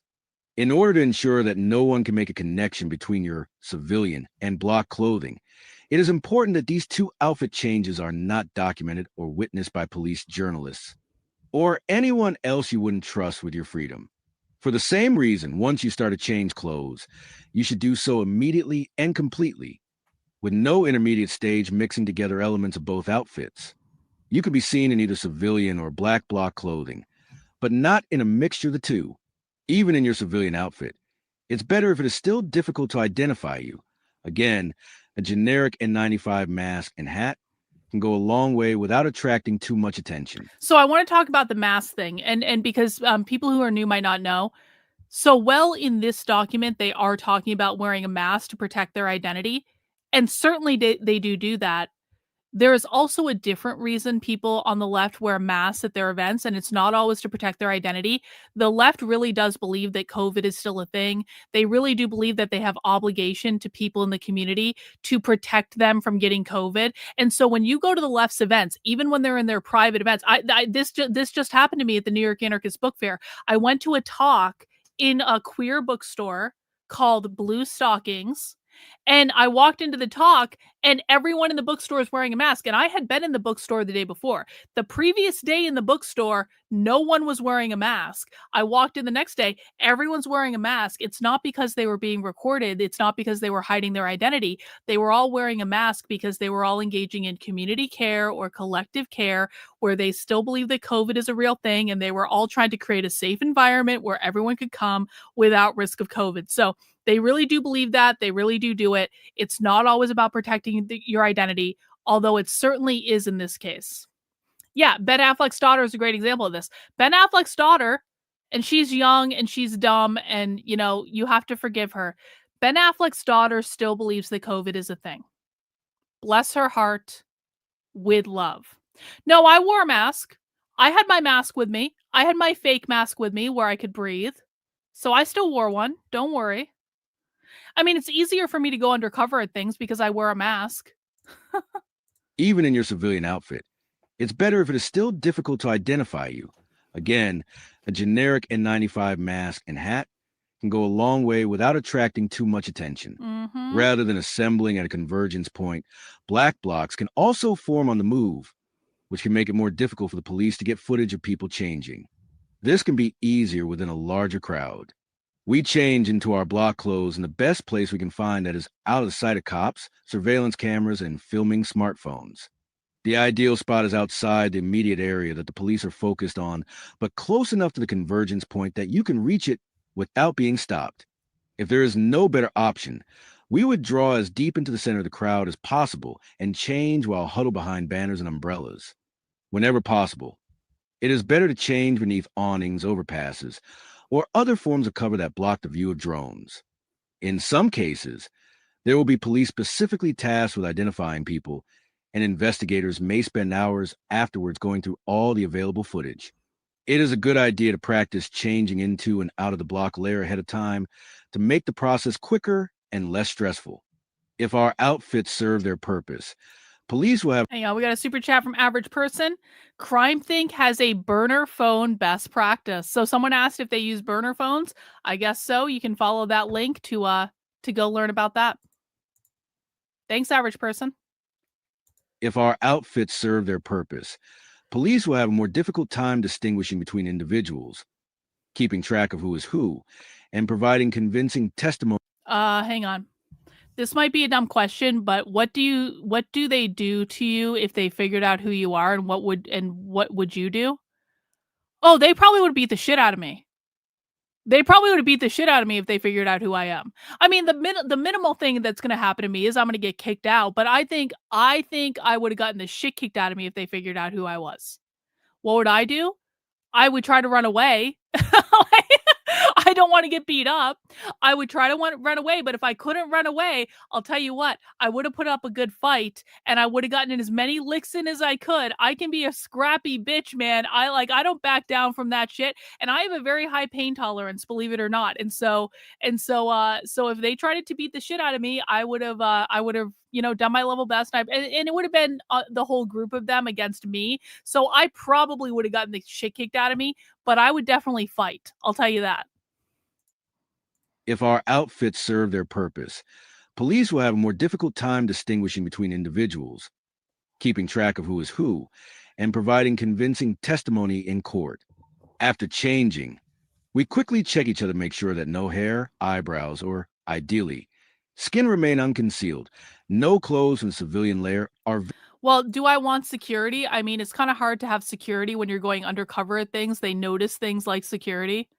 So no, I guess, but like, I don't know, man. Like I've got to be more careful about like going undercover at stuff. And I know that. But do I want to drag around a security person with me? I think that in and of itself would kind of blow my cover, wouldn't it?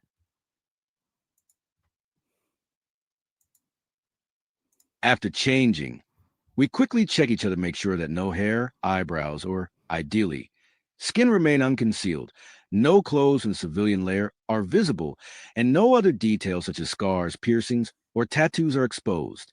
To carry materials, we generally favor plain black tote bags over backpacks, as the latter are easier to distinguish. Some backpacks can compress well when worn under a hoodie. This can be helpful for carrying gear we don't need immediately, such as clothing.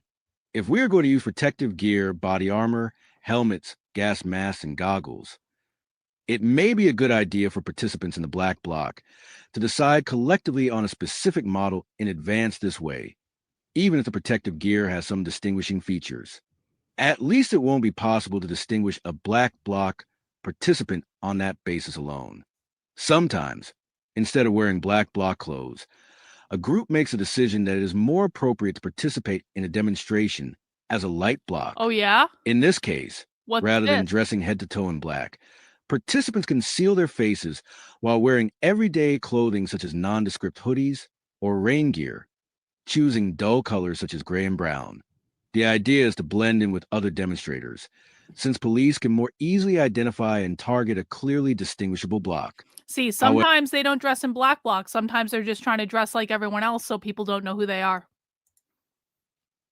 However, if arrests do occur, it can be easier to convict a light bloc demonstrator than a demonstrator participating in a black bloc. Wearing nondescript clothing does not render the participants indistinguishable, so it will be easier for an undercover cop, informant, or spectator within the demonstration to reliably track someone they witnessed taking a given action, and easier for a prosecutor to establish a convincing continuity between the person who was seen committing an action and the person who was later arrested. Wearing black clothing with no logos that looks virtually identical to what many others are wearing makes it much harder to establish such continuity, Wait. whether through testimony or... I really appreciate this. If anything happens to Karlyn, I'm getting 100+ Antifa in her name. Yeah. If I ever disappear, guys, if I ever don't show up one day, if I disappear off the internet, just know that I didn't kill myself, and avenge my honor is all I ask. Just avenge my honor. Wearing black clothing with no logos that looks virtually identical to what many others are wearing makes it much harder to establish such continuity, whether through testimony or surveillance footage. Black clothing is hard to distinguish from other black clothing, in contrast to colored clothing, which has distinct shades. The color black also absorbs the most light, making it less likely for body characteristics and details like pockets and hemlines to be identifiable in video footage. For these reasons, we generally prefer to wear all black whenever there are enough people participating to make it effective. The logic of wearing all black is fairly self-evident, so the tactic has a potential to spread widely in the streets. For instance, during the protests in Philadelphia after the dismissal of charges against the cop who murdered Eddie Irizarry, one report noted that masked looters and rioters were overwhelmingly wearing black clothes. Making decisions in the heat of the moment. Group decision-making can be difficult when time is short in stressful circumstances. During planning meetings, we aim to discuss proposals extensively and make sure that all the participants have a chance to explain their positions, but that's not always possible during a demonstration. Consequently, we make sure that everyone is matched with a buddy or two that they stick with throughout the demonstration, so that they can make time-sensitive decisions in smaller, more agile groups. It's usually impossible to know whether there are undercovers within earshot, so we're careful not to use anyone's real name during demonstrations.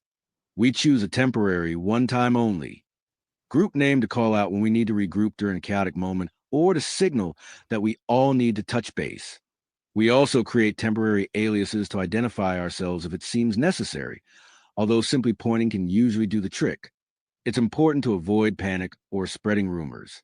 We try not to make decisions based on unverified information, but rather on what we can observe directly. For example, paying attention to how police are moving in terms of gear, numbers, and vehicles rather than assuming the worst when things get scary. When sharing information, pass on what you have witnessed. I saw the front line of police putting on gas masks. Rather than the inference you're drawing from it, they're going to gas us, so the people you're addressing can draw their own informed conclusions. When reported what you have seen yourself, you can use the salute, size, strength, activity, location, and direction, uniform description, time and date of observation, equipment, or alerta, activity, location, equipment, response requested, time and date, appearance, protocols to maximize the usefulness of the information you convey. Demonstrations can become very fast-paced, which can make it challenging to communicate with each other in a thoughtful way, sometimes resulting in hurtful or frustrating interactions. This can be quite difficult to navigate in the moment, especially since everyone reacts to stressful situations differently. We usually find it's best to address these kinds of dynamics later on, during a debrief. There are tools for reducing the negative impact of the stress on our physical and mental health and relationships.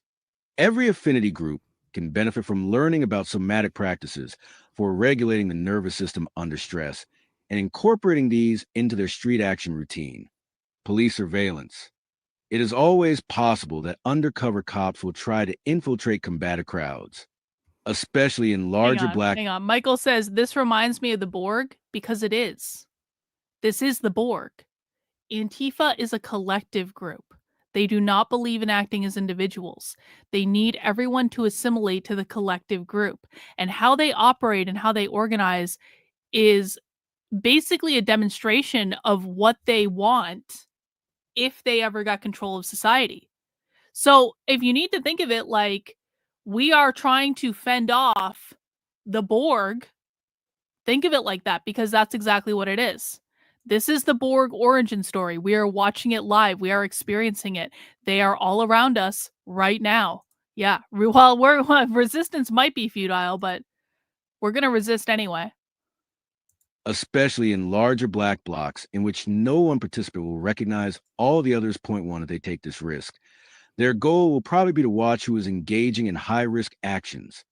Note what those people are wearing after they change clothes, and follow them after the block disperses in order to arrest them with the assistance of other police in the area. Several years ago, in one North American city, demonstrators verbally confronted undercover police who pulled out extendable batons. At subsequent demonstrations in that city, the undercovers either showed up in such a large group that they were impossible to miss, or apparently didn't show up at all. The police are unionized, and even their high salaries aren't enough to persuade them to risk injury when they can avoid it, especially given that undercovers can't carry recognizable police protective gear.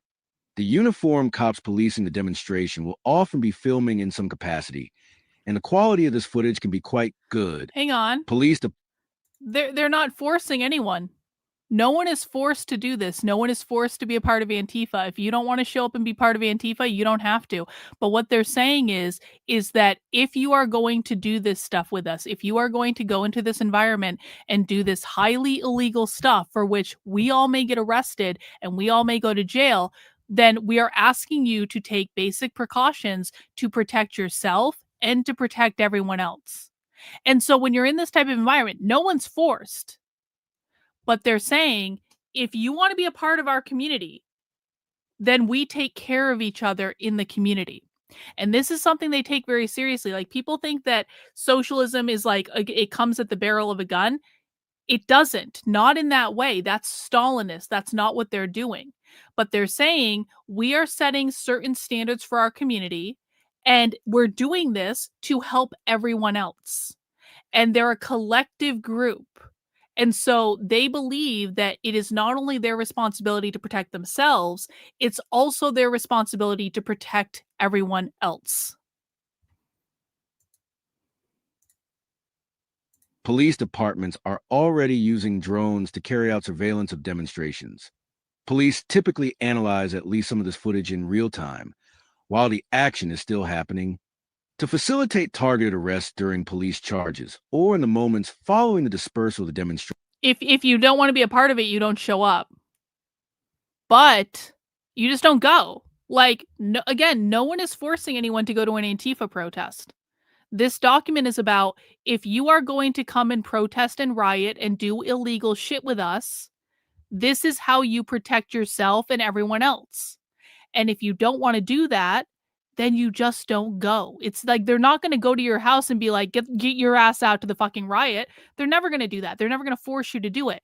But if you share values with these people, if you believe that the entire society is oppressive, and the only way to overcome this oppressive society is to overthrow the system, and you believe in what they're doing and you want to participate in it and you want to be a part of it, all they're saying is, here are the ways that you keep yourself safe, and here's the ways you keep everyone else safe. This is called being a comrade. It's called being in solidarity with the group. And if you don't want to do it, you just don't go. No, I think that you're not listening to what I'm saying. So I'm going to ask you to sit back and listen, because I've now walked you through it a couple times. I need you to just sit and listen, because you're not listening to what's being said currently. Okay? To facilitate targeted arrests during police charges or in the moments following the dispersal. I mean, you could do this, but it would take a while and you would need to really work at it. It's not as simple as just showing up to a meeting and doing this. They're not going to tell you who they are. So could this happen? You can just show up to you can just join one of these meetings and sabotage them.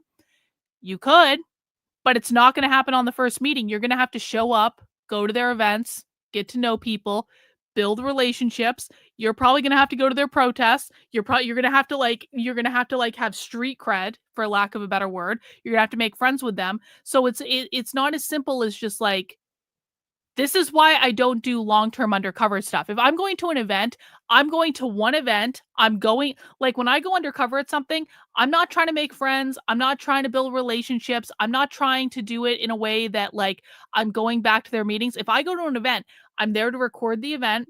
I'm there to get as much of their propaganda as I can, to get as many of their flyers and handouts and zines and like different things, to figure out who the players are, to see what they're talking about in person. And then I leave and I never go back.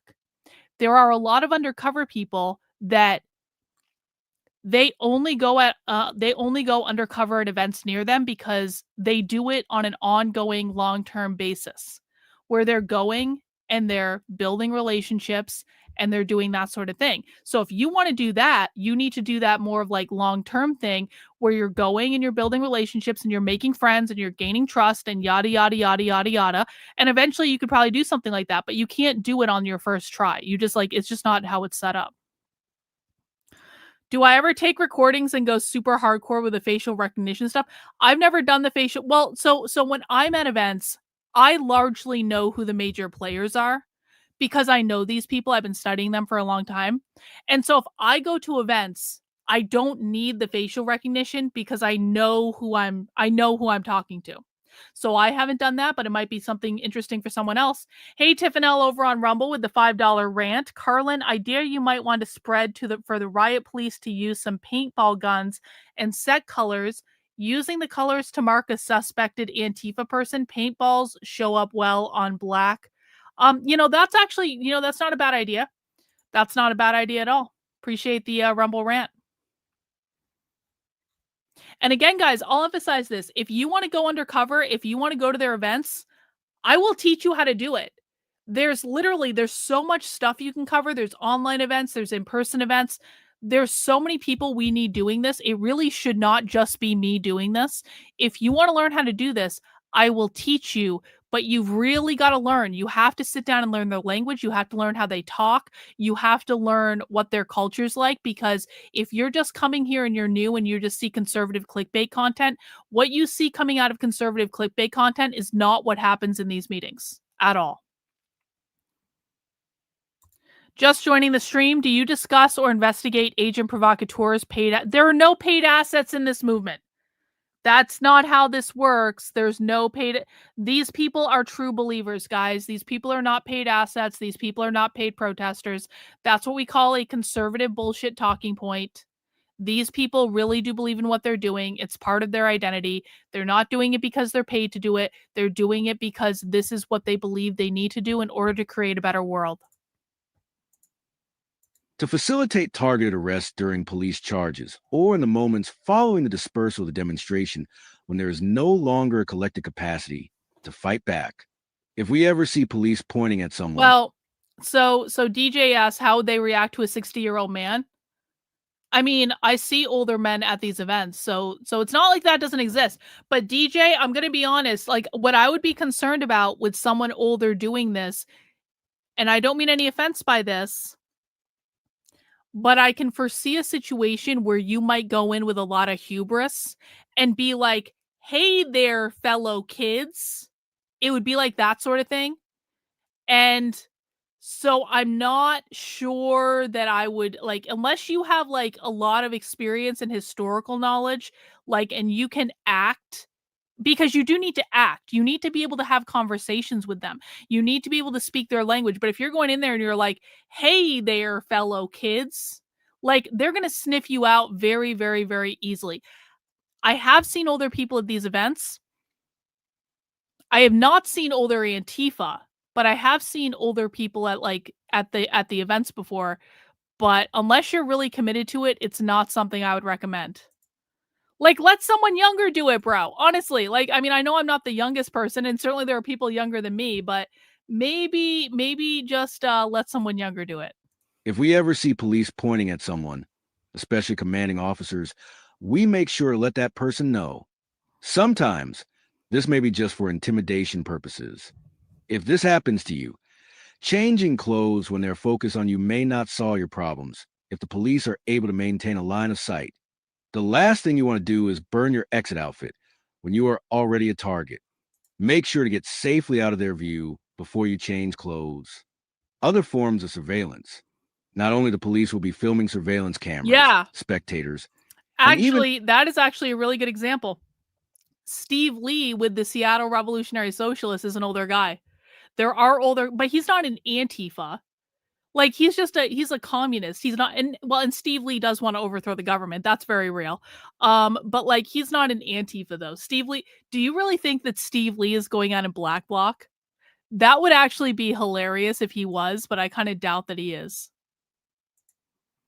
Not only the police will be filming surveillance cameras, spectators, and even other demonstrators may also be shooting footage. Many participants in the George Floyd uprising were arrested. Oh, hang on. I got another Rumble rant. Thank you, Effectual Insurrection on Rumble for $17. Karlyn, thank you for all the great lefty lingo and sauce. Learned a lot. What text reader do you use and what events around South Florida? The text reader I use is called Natural Reader. It may not be perfect, but it does a fairly good job of like reading this stuff on the fly. And I like that it highlights stuff on the screen as well. I don't know of any events in South Florida off the top of my head, but that doesn't mean there aren't any. And so if you want to look for events in South Florida, the best thing that you can do is look at bookstores. So find radical bookstores, revolutionary bookstores, queer collectives, stuff like that. And go to their bookstores and look at the flyers they have on the wall, because when you go into one of these radical bookstores, they're always going to have a section where there's like flyers and things that people drop off. So you can see what events are going on. You can see what groups are active in your area. You can ask the people at the bookstore questions. That is generally, if you want to know what's going on in your area, going to the radical bookstore near you is probably the best option. Yeah, radical coffee shops as well. Those exist. And so that's where I would start. But again, don't do that until you learn how to speak their language. Don't do that if you haven't taken the re-education course or the how to speak socialist course. You haven't done, maybe a couple months of Socialism Saturday. I know a lot of you guys want to go out and do stuff, but please, I am begging you to just slow down a second. Come to Socialism Saturday for a couple months. Take the language courses. You're going to be in a much better position to do stuff once you actually learn their language. I promise you. Many participants in the George Floyd uprising were arrested and convicted solely on the basis of this type of evidence. Filming those engaged. Oh, hang on. We got another super chat. Thank you, Maria Callis. Dear new people, I have been following Karlyn for over a year and working among queer socialists for about 7 years, and I won't risk going into the intense spaces and pretend to be one of them. Yeah. I mean, listen, and this is hopefully the last thing I'll say about this infiltration thing.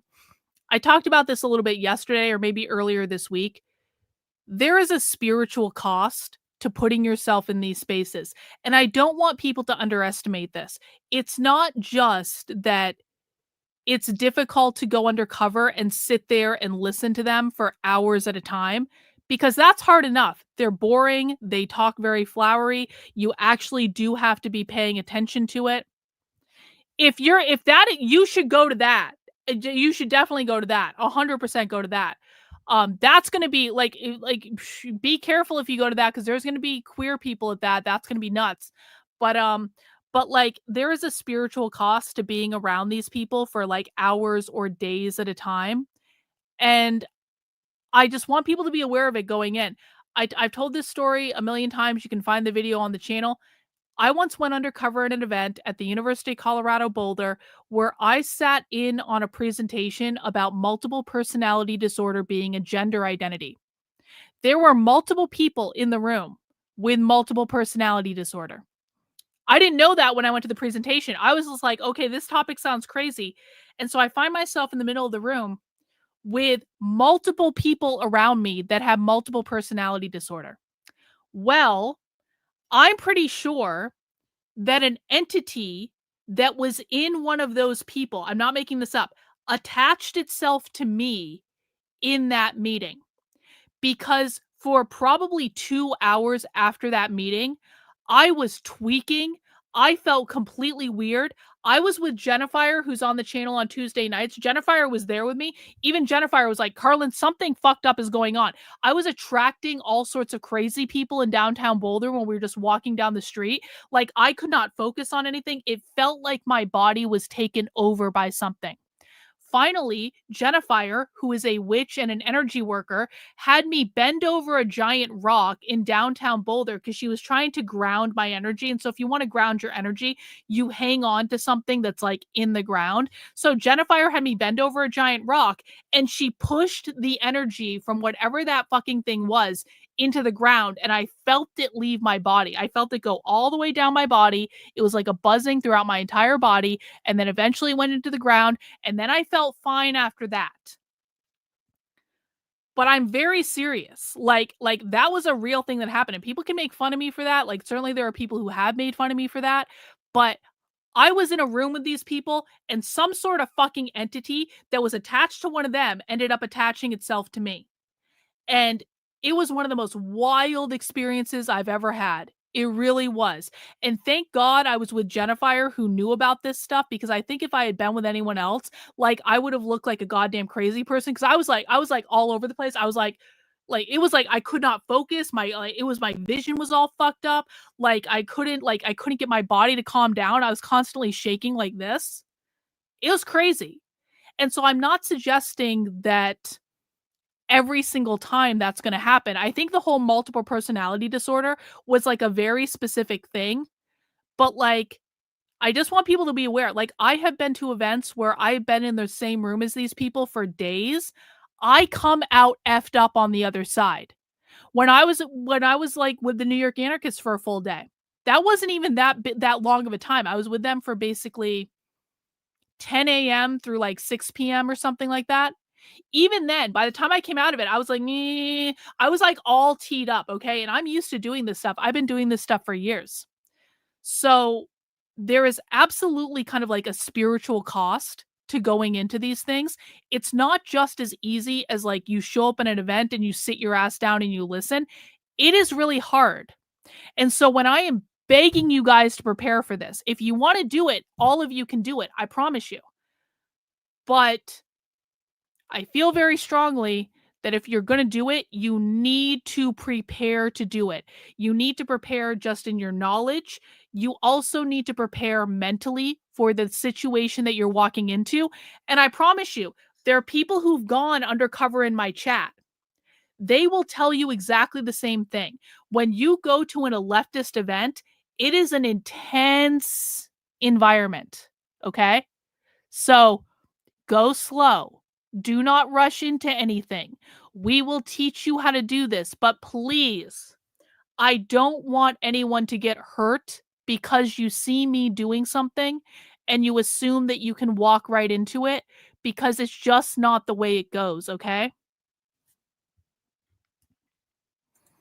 Thank you, Andre, for the super chat. Exactly. If you don't know how to do exorcisms or energy work as a professional, maybe you shouldn't go. Well, I wouldn't go so far as to say that. Again, that whole experience was a very specific thing, I think, to that event and to that conference and to the people who were in the room. But I just I don't know I don't know when some of these people are going to show up at events. You have no idea who's going to show up at these events when you go. And it does attract crazy people. And you need to be prepared for that. Okay? Filming those engaged in high-risk activity is functionally equivalent to testifying against them in court, regardless of your intentions. We try to foster a demonstration culture where there is zero tolerance for filming, whether live streamers, journalists, or other demonstrators with smartphones. Inspired by how Black blocs in Portland have sought to normalize this collective expectation after several court cases hinged on this sort of evidence. The sooner that cameras are removed from the demonstration, the better ideally, before anything happens that they could document. It's important to give people who are filming an opportunity to put their devices away when asked. Participants or supporters can distribute flyers during a demonstration that explain why filming is not tolerated, while some live streamers will stubbornly try to continue putting others' freedom at risk in hopes of building a social media following. Most people simply haven't given much thought to how filming ultimately helps the police. In any case, when someone continues filming after being told not to, it is perfectly reasonable to assert a boundary. Rather than getting into a distracting scuffle, one option is simply to cover their lenses with spray paint, using a fat cap designed for graffiti, which is long reach. Unfortunately, even legal observers who exclusively film police arrests can still make it riskier to resist arrest or to de-arrest arrestees. There are many ways to contribute to impeding police that don't require creating documentary evidence that could be used against people. Barricades, reinforced banners, shields, umbrellas, extinguishing tear gas, lasers, fireworks, flagpoles, fire extinguishers, smoke screens, caltrops, and paint can all serve to prevent arrests from happening in the first place. Even ordinary cloth banners can play a helpful role by blocking photographers. For this reason, not to mention for the sake of making the messages painted on them visible to spectators, participants in a march should not carry banners in the midst of the crowd, but rather should line the front, sides, and back of the march, holding the banners high enough to conceal the bodies of the participants without blocking their view of the streets around them. Other threats. Police will probably be the most powerful threat you have to contend with, but they may not be the most dangerous one. Yeah. Far-right reactionaries can act more unpredictably and with less restraint. In the United States, at least, this can sometimes involve vehicular attacks or firearms. During the George Floyd rebellion of 2020, in order to protect crowds against automobiles, it became common practice in some cities to flank demonstrations with cars. This model has obvious drawbacks. It can slow marches and inhibit their mobility, as well as exposing the drivers to legal risk. Regarding the threat of shooting attacks, you should know the location of the closest hospital with a trauma center and have a plan. So I want to emphasize this. Now, do I think that right-wingers are going to Antifa events with the desire to hit them with a car or shoot them? No. And I really hope that no one ever does that. No one should enact violence. No one should ever go to these events with the intent to, do stuff like that.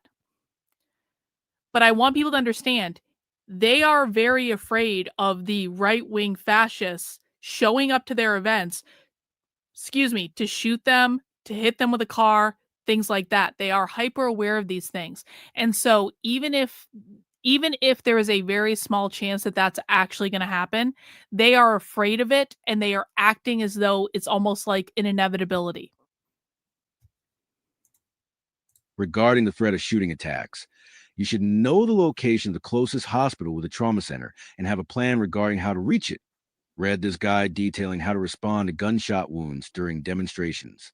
You can attend demonstrations in bullet-resistant body armor, but often it is best simply to focus on remaining aware of your surroundings and quick on your toes.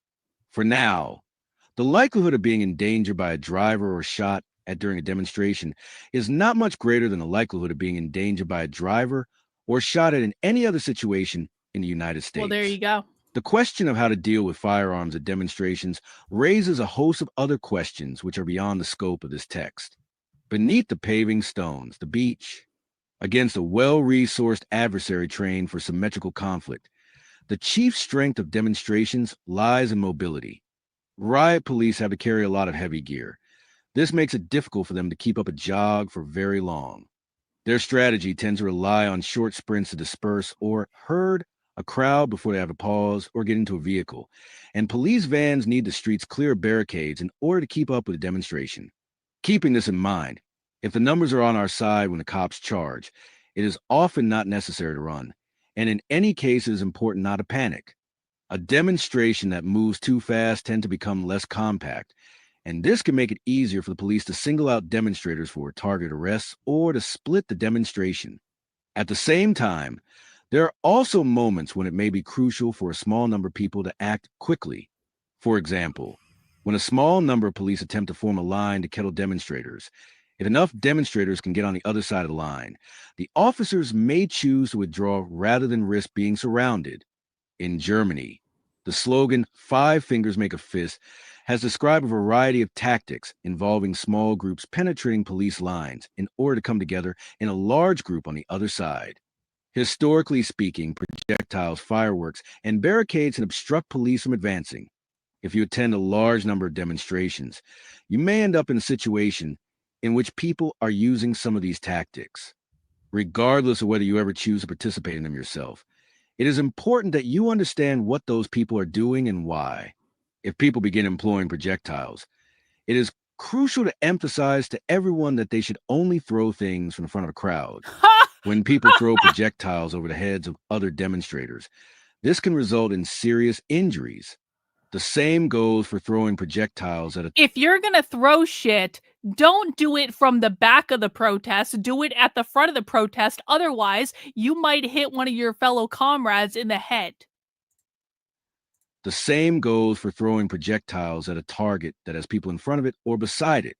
However good the aim, objects sometimes bounce off windows and hit those nearby, or send pieces of broken glass flying.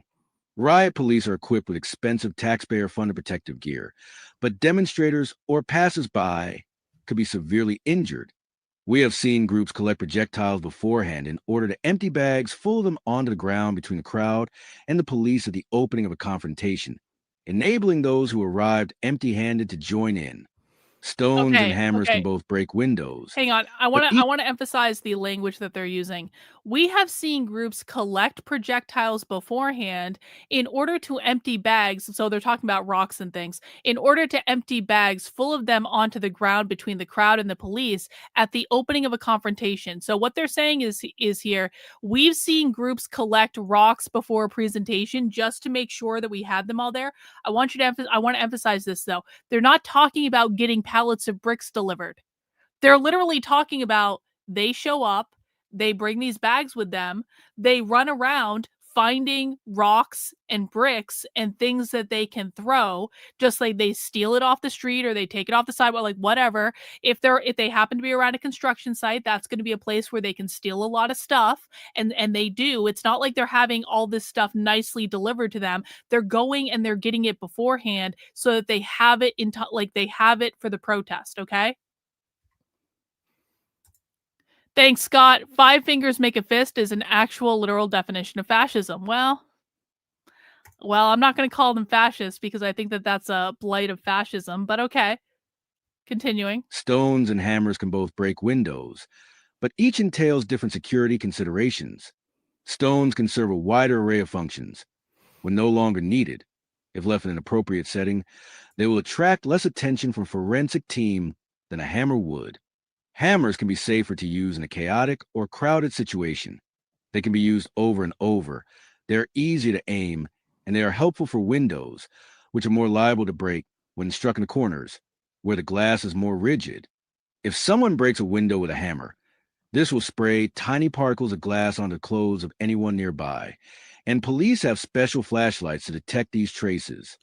Whereas stones can be thrown from a sufficient distance to avoid this issue.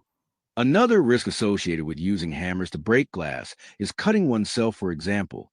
If the momentum causes a user's hand to go... I bet you guys didn't anticipate we were going to get a discussion in this document on throwing stones to break windows versus using hammers to break windows. Here are some of the pros and cons of using a hammer to break a window. Here are some of the pros and cons of using a stone to break a window. And then we're doing a compare and contrast so that you know what environments to best use a hammer in and what environments to best use a stone in. And I want to emphasize again, people who are insane and mentally ill don't think like this. This is an instruction manual. This tells you how their mind works, okay? Another risk associated with using hammers to break glass is cutting oneself, for example. If the momentum causes a user's hand to go through the window when it breaks. With a properly weighted construction hammer, a flick of the wrist alone can suffice to generate enough force to break most windows, while holding the arm still and away from shards of glass.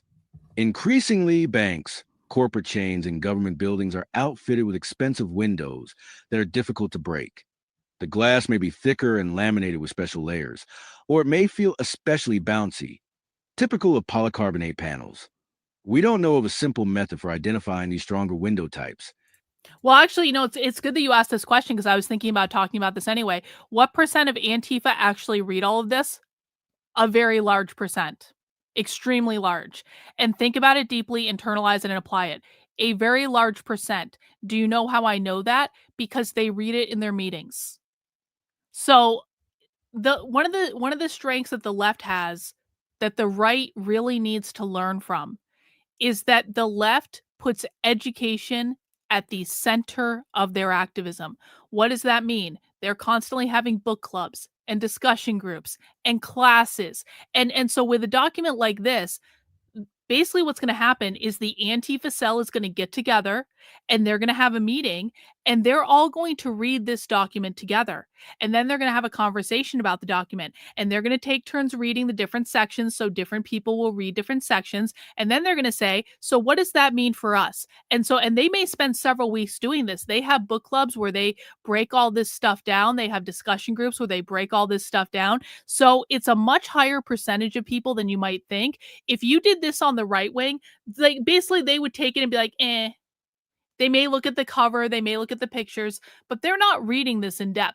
The left actually does sit around in their meetings and their bookstores and their events, all just reading the documents together, discussing the documents, things like that.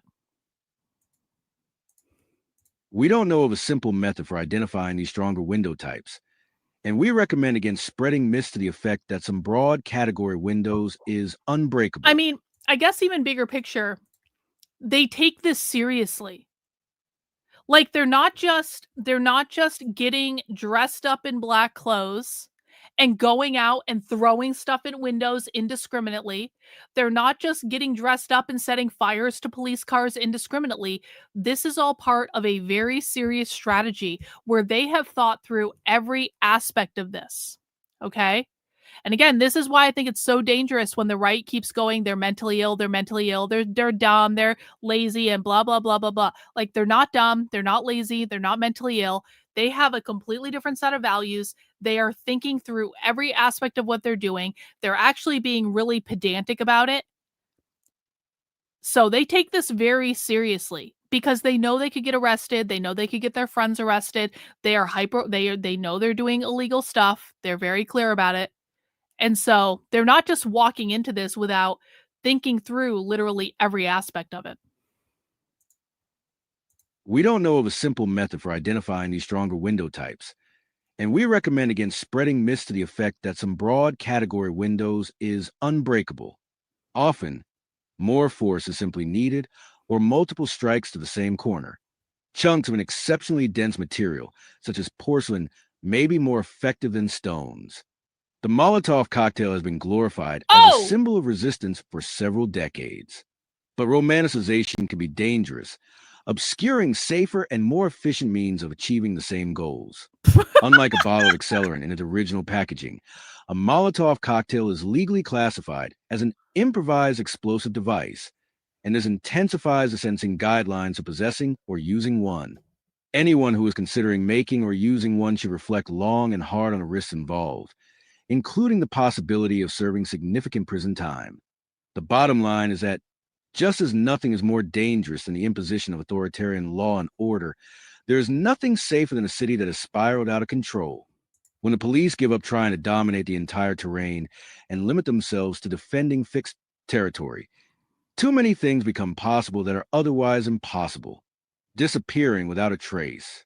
To fight another day. It is important to recognize when the cops have succeeded in regaining control of the situation. Once most of the crowd has dispersed, it is probably time to withdraw. Whether go home at this point depends on how likely it is that things will pick up again, or if there is still activity somewhere nearby. However, it is best to avoid grazing. When groups of people will just change out of their block clothing mill about in one place, waiting to see if something exciting will happen, without taking any initiative themselves. This provides the police more opportunities to make arrests, while generally not achieving anything useful. We pay special attention to whether anyone appears to be following us in the minutes after we change out of our block layer, so that we can evade them before they have time to coordinate an arrest. We don't gauge this threat based solely on whether someone looks like a cop if the police have any sense. They'll be assigning undercover roles to those who do not look like officers. Rather, we watch to see if any stranger trails us after the demonstration has dispersed. We turn frequently so that anyone in pursuit is forced to make the same illogical series of turns to keep us in sight. If anyone...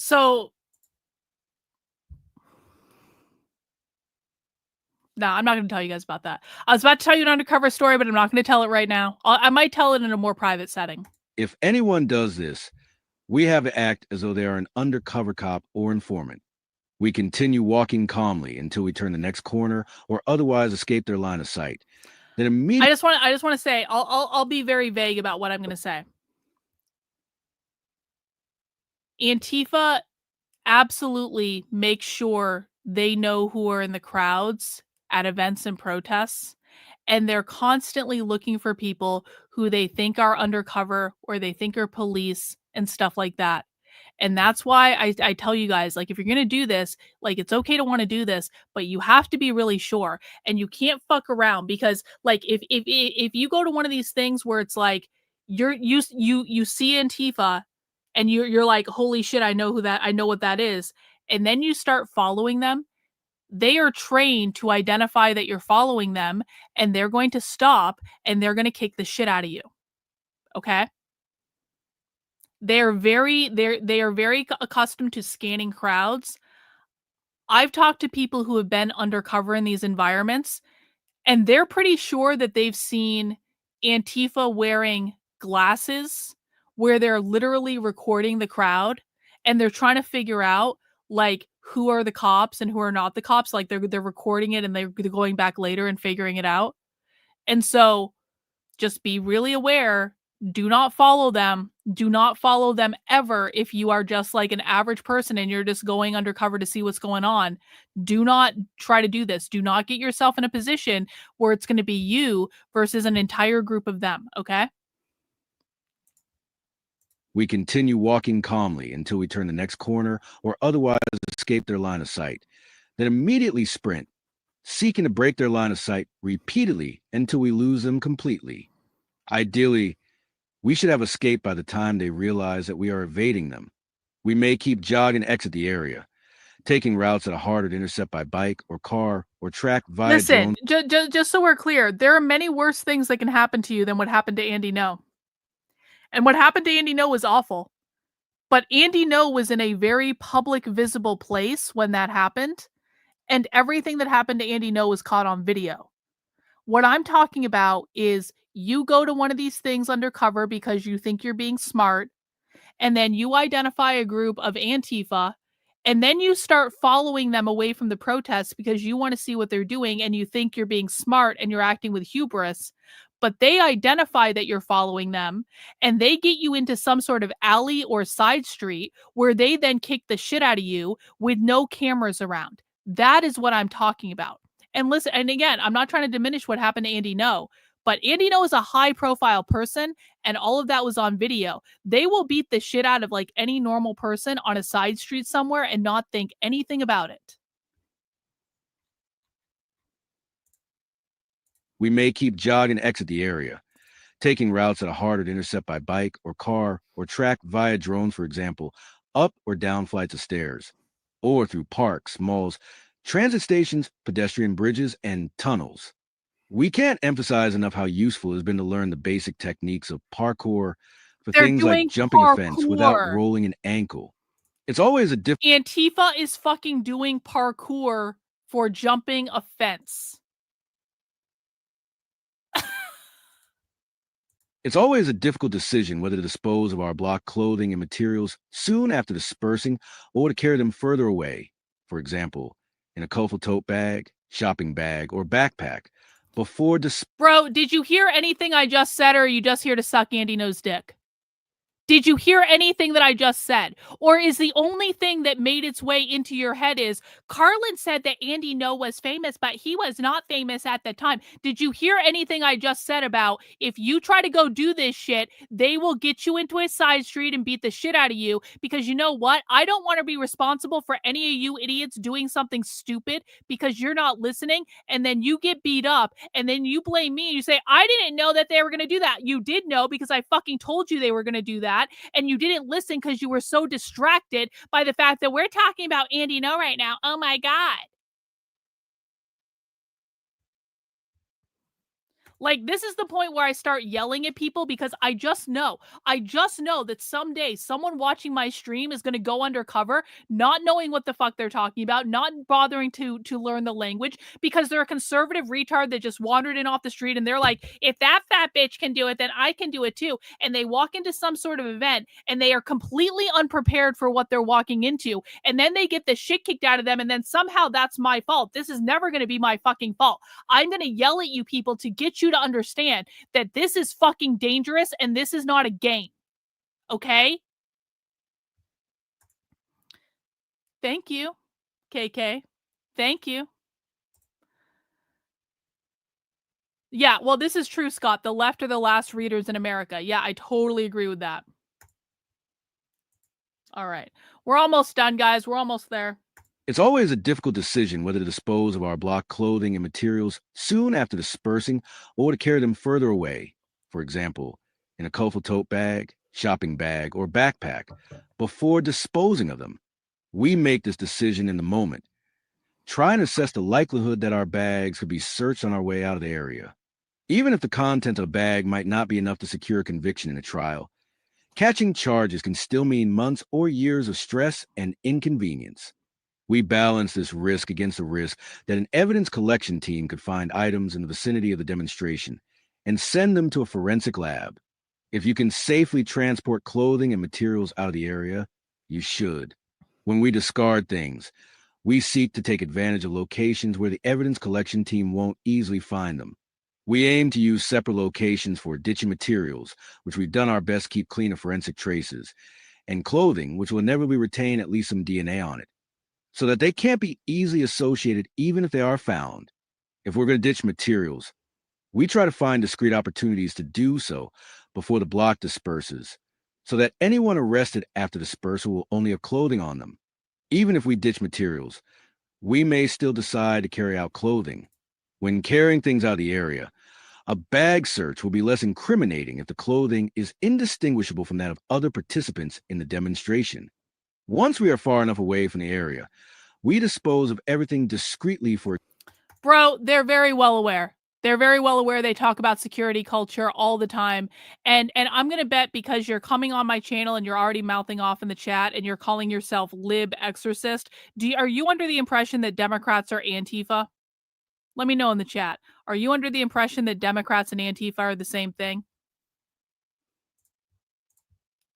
Once we are far enough away from the area, we dispose of everything discreetly, for example, in a dumpster or garbage can.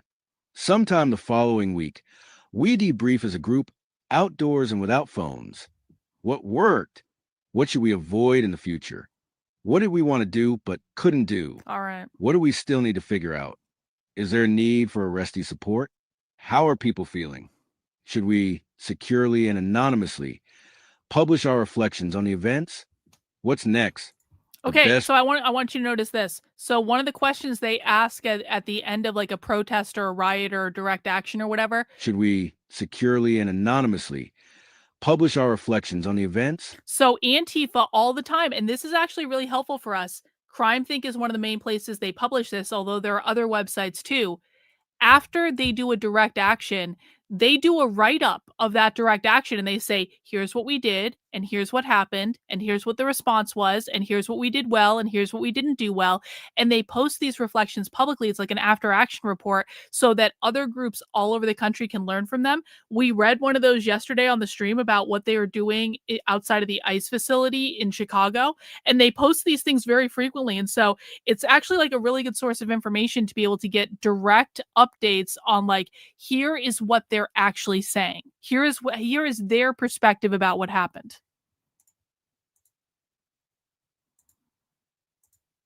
Should we securely and anonymously publish our reflections? No, see, I knew you were a retard.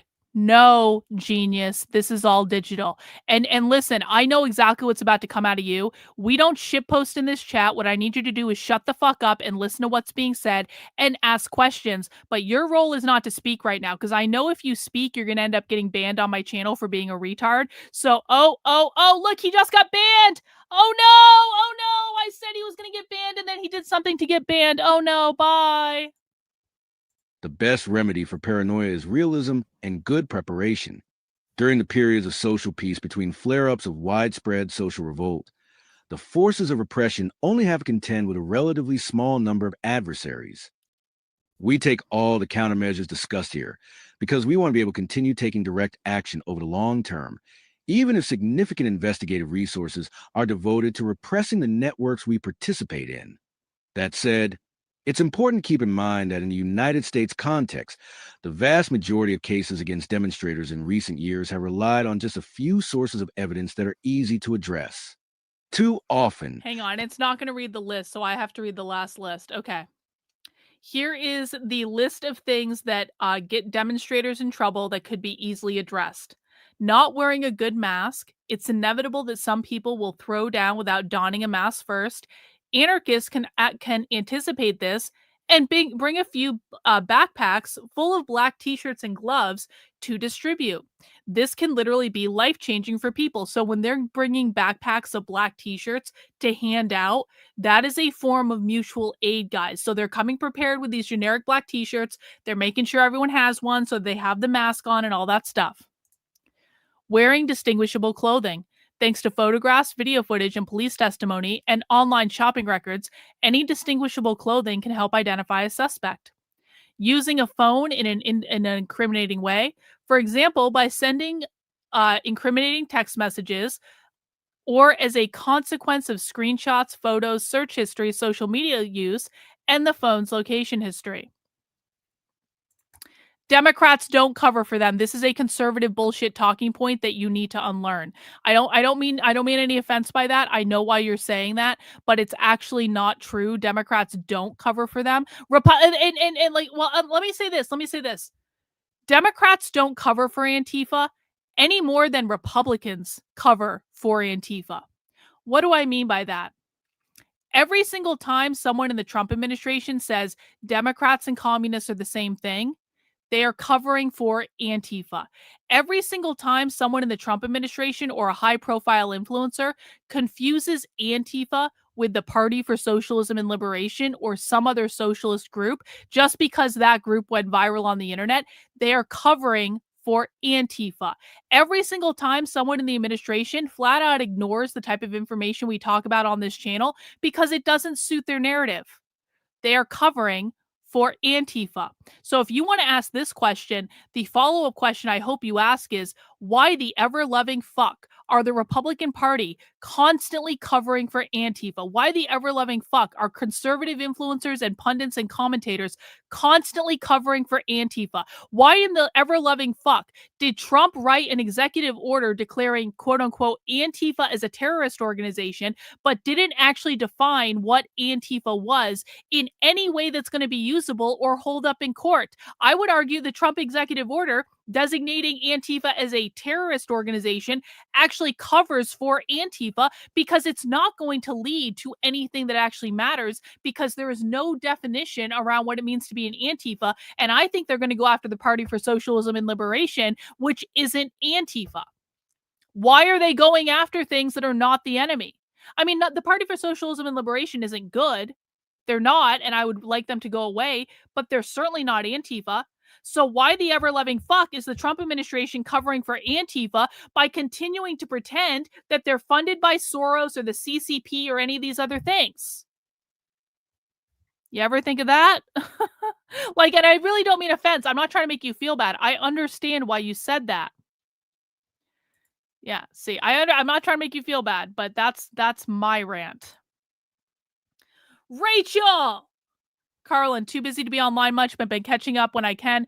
Saw you were live. Wanted to make sure I said hi and congrats for your work. Finally receiving the recognition it deserves. Well, let's hope that recognition keeps going and it keeps getting better and better. Thank you, Rachel. I appreciate that. All right, where was I? Making purchases in an identifiable way. Purchases are easier to link back to an identity when they are made in the weeks before a demonstration. When store surveillance footage remains more accessible to investigators, the same goes when purchases are not made with cash, and likewise the serial numbers or RFID tags remain on the items. And having incriminating materials found in a house search. This is why we dispose of all items that can be tied to a specific action and store sensitive information away from the home. Last paragraph, we're almost done. Too often, discussions about security result in people needlessly limiting themselves. Instead, we want to approach this subject in a way that equips us to realize our aspirations and develop a stronger continuity of resistance. While standing up for each other will always involve risk, we can strive not to make it any easier for them. Further reading. Okay. We're not going to read these, but demonstrator's guide. Look at all these guides that they have. A demonstrator's guide to body armor, gas masks and goggles, helmets, police batons, reinforced banners, responding to gunshot wounds, riot munitions. I actually have this zine. I got this zine in New York. A demonstrator's guide to riot munitions, Fashion tips for the brave, the Femmes Guide to Riot Fashion, how to survive. I actually got this zine too. I got this zine in New York, how to survive a felony trial, protocols for common injuries from police weapons, tools and tactics in the Portland protests. Oh, how interesting is that? Lots of other stuff too. These are some good items that might be interesting to go through, but we're not going to do it today. So that is the end of that document. That was a really long document. That is, again, a demonstrator's guide to operational security from CrimethInc, and it tells you all about what to do if you're going to be a good little Antifa member and show up to a protest. Now, we do have one more order of business before we conclude the stream, and that is this. And this is a breaking news. Trump has written an executive order countering domestic terrorism and organized political violence. This is brand new. This has just gone up today. And I want to read this document while we're on the stream, and I want to see what Trump put in this executive order. And I will tell you my opinion on it, and I would love to have your opinion in the chat. Congratulations to everyone who's made it 3 hours into the stream. We are almost done. Please make sure you mount the like button if you have not already. Please make sure you are subscribed to the channel. And let's see what Trump did in this executive order. I just need my reader up here. There we go. Presidential Actions Countering Domestic Terrorism and Organized Political Violence Presidential Memoranda, September 25th, 2025. National Security Presidential Memorandum, NSBM 7. Memorandum for the Secretary of State, the Secretary of the Treasury, the Attorney General, the Secretary of Homeland Security. Subject: Countering Domestic Terrorism and Organized Political Violence. By the authority vested in me as President by the Constitution and the laws of the United States of America, I hereby direct the following. Section 1. Domestic terrorism and organized political violence. Heinous assassinations and other acts of political violence in the United States have dramatically increased in recent years. Even in the aftermath of the horrifying assassination of Charlie Kirk, some individuals who adhered to the alleged shooter's ideology embraced and cheered this evil murder while actively encouraging more political violence. Okay. This was preceded by the 2024 assassination of a senior healthcare executive and the 2022 assassination attempt against Supreme Court Justice Brett Kavanaugh. 2 separate assassination attempts against my own life in less than 3 months took place during the 2024 presidential election cycle. Riots in Los Angeles and Portland reflect a more than 1,000% increase in attacks on U.S. Immigration and Customs Enforcement, IC, officers since January 21st, 2025, compared to the same period last year. Just yesterday, a shooting targeting an IC facility in Dallas resulted in multiple casualties. Separate anti-police and criminal justice riots have left many people dead and injured and inflicted over $2 billion in property damage nationwide. Okay. This political violence is not a series of isolated incidents. Hang on. So Trump is just like, he starts off here just laying out the situation. I want to take this chat from Raven's Poetry. Thank you for the $10. Have been out of the country for a funeral. I'm very sorry to hear that. Trying to catch up on everything. Thank you for your hard work. Thank you, Raven's Poetry, for being a longtime supporter of the channel. So Trump has laid out the situation. He's like, listen, assholes, there's been a lot of assassination attempts lately, and you've killed people, and you've destroyed a lot of property, and we're not going to take it anymore. This political violence is not a series of isolated incidents and does not emerge organically. Instead, it is a culmination of sophisticated, organized campaigns of targeted intimidation, radicalization, threats, and violence designed to silence opposing speech, limit political activity, change or direct policy outcomes, and prevent the functioning of a democratic society. A new law enforcement strategy that investigates all participants in these criminal and terroristic conspiracies, including the organized structures, networks, entities, organizations, funding sources, and predicate actions behind them, is required. You know what? So Master Shake says I need an AI Trump voice. This is actually a pretty great idea, and I wonder if we can actually do that. We may be able to create the AI Trump voice for me. Yeah, it's very vague so far for me too, KK, but they're let them cook. They're just warming up. Hopefully this goes somewhere. But it would be hilarious if we actually had this read in Trump's voice. Can you imagine? It would actually be hilarious if this was read in Trump's voice. Funding sources and predicate actions behind them is required. These campaigns often begin by isolating and dehumanizing specific targets to justify murder or other violent action against them. Oh They do so through a no. variety of fora. Oh no. Is Trump trying to label the media or something, or Democrats as domestic terrorists? Is this what this is? Is Trump trying to own the libs with this and like get at the media? I really hope that's not where this is going. They do so through a variety of fora, including anonymous chat forums, in-person meetings, social media, and even educational institutions.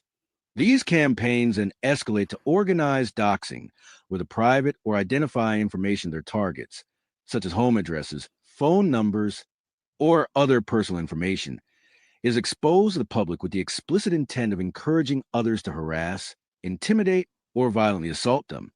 As in the case of several ICE agents in Los Angeles being doxxed, the goal of these campaigns can be to obstruct the operations of the federal government, as well as aid and abet criminal activity the federal government is lawfully pursuing. It is absolutely true, and I've seen them do this on video. It is absolutely true that Antifa is stationing itself outside of these ICE facilities, and they're trying to figure out, like, when people arrive for work, they're trying to get their license plates on video so that they can then dox them to other people. Doxing is definitely part of their strategy against ICE. And so this is actually this part, not the first part of this paragraph, but this part about like how they're targeting ICE specifically, that is on point. As in the case of several ICE agents in Los Angeles being doxxed, the goal of these campaigns can be to obstruct the operations of the federal government, as well as aid and abet criminal activity the federal government is lawfully pursuing. These campaigns are coordinated and perpetrated by actors who have developed a comprehensive strategy to achieve specific policy goals through radicalization and violent intimidation. There are common recurrent motivations and indicia uniting this pattern of violent and terroristic activities under the umbrella of self-described anti-fascism. Oh! These movements portray foundational American principles, e.g., support for law enforcement and border control, as fascists to justify and encourage acts of violent revolution. Yes! This anti-fascist lie has become the organizing rallying cry used by domestic terrorists to wage a violent assault against democratic institutions, constitutional rights, and fundamental American liberties. Common threads animating this violent conduct include anti-Americanism, anti-capitalism, and anti-Christianity. Oh, I'm sorry, what? I'm sorry? Anti-capitalism? Holy shit. The executive order says capitalism. I won. James Lindsay lost. I am the queen of the left on the internet. James can go suck a dick. James was trying to get them to not say the word capitalism for years, but I won. Let's go. Anti-capitalism mentioned in the executive order. God damn, someone smart must be advising the Trump administration. I know it doesn't take a lot to please me, but you guys don't know how much I've been screaming for years and years and years that it's all about capitalism. And for years, you guys, like, the old has remember this for years. I heard from conservatives all over the place. Karlyn, I don't know why you're talking about capitalism. The left never even talk. How many times did we hear from conservatives? The left doesn't even talk about capitalism, Karlyn. I don't know why you're talking about capitalism. And I'm like, oh, yes, they do. And I started screaming about capitalism all over the place. And now anti-capitalism in the executive order around domestic terrorism. You're goddamn right. I don't even care about what's in the rest of this executive order. I won. Everyone else lost. I am the queen analyst of the far left on the internet. No one knows as much as me. The Gnostic sex cult has been defeated. James can go. Yeah, where's the anti-Gnosticism in the executive order, James? Oh, can we just listen to that again? That beautiful sentence. Common threads animating this violent conduct include anti-Americanism, anti-capitalism, and anti-Christianity, support for the overthrow of the United States government, extremism on migration, race, and gender, and hostility towards those who hold traditional American views on family, religion, and morality. Oh, so as good. described in the order of September 22nd, 2025, designating Antifa as a domestic terrorist organization. The groups and entities that perpetuate this extremism have created a movement that embraces and elevates violence to achieve policy outcomes, Oh no. including No. justifying No. additional assassinations. For example, No. Charlie Kirk's alleged assassin engraved the bullets used in the murder with so-called anti-fascist rhetoric. There was no anti-fascist rhetoric on the bullets that Charlie Kirk's assassin engraved. That was not anti-fascist rhetoric. Okay, listen, I'm not going to make a big deal. I got my mention of capitalism. I'm pretty happy about that. But we need to acknowledge there was, yeah, they were doing so well. We were so fucking close. We were right there. No, Trump. There was no anti-fascist rhetoric on the bullets of Charlie Kirk's assassin because Charlie Kirk's assassin was not part of Antifa. They could have just let that line off. They didn't need to put that on there. That is not accurate. But the rest of this paragraph is pretty good. And they actually do a fairly decent job of describing the general characteristics of Antifa. So I'm not like super that's a generic phrase. It's truly like if they were truly doing it, like you have to understand the left understand this. If he was truly doing anti-fascist rhetoric, that's not what would have been on the bullet. It's not at all. So, but it's a small point, and I'm so happy that Trump mentioned capitalism that I don't even care that much. I'm going to complain a little bit, but not that much. No, there's no evidence he was in Antifa chat rooms. That's not real. Anyway.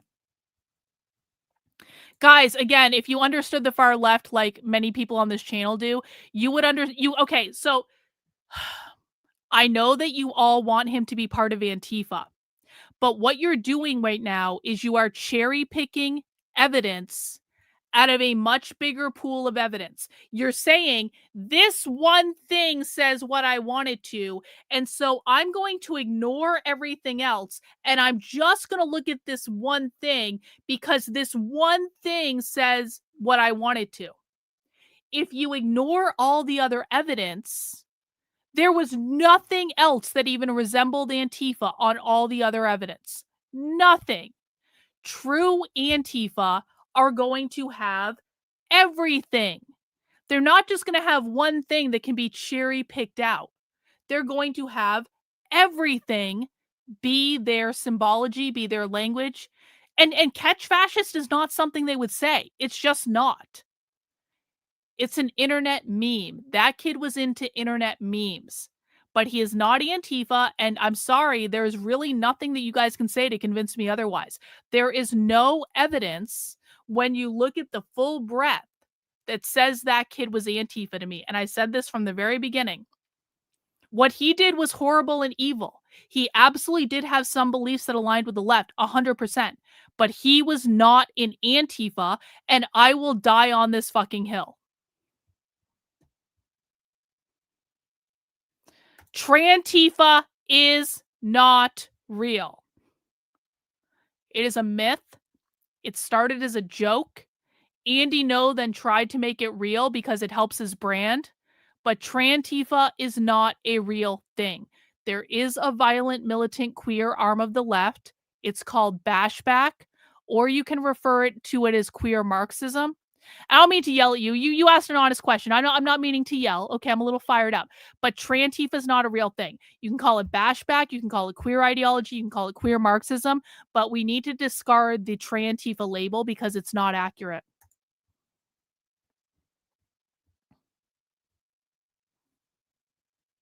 No, I don't think that's fair. I don't. I'm sorry.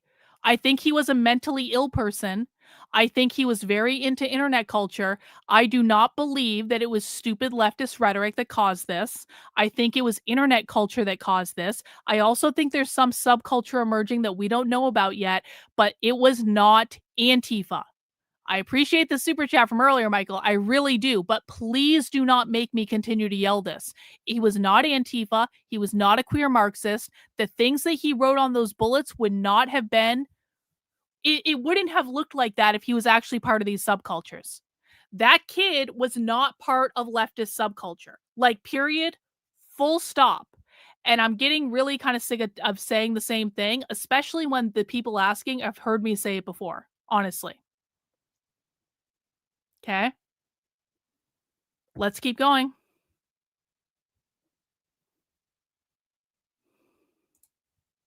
For example, No, Charlie we're Kirk, not the listening to that United again. States requires a national strategy to investigate and disrupt networks, entities, and organizations that foment political violence. So Okay, we're still arguing about this. No one wants to move on from this. Okay. One in the chat, if Antifa is going to say, you are hateful and spreading hate. Two in the chat, if that is not something that Antifa would say. And I'm only asking people who've been on my channel a while. If you're new to my channel, shut the fuck up. This question is not for you.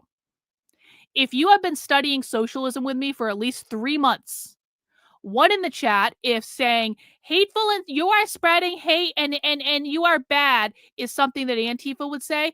Two in the chat, if that is not something that Antifa would say. There's a lot of twos in that chat from people who've been studying this stuff with me for a long time, who have read their materials, who have watched their trainings. And the reason that is, I understand why you might think that they would say that, because you are a consumer of conservative clickbait content. And you should stop that.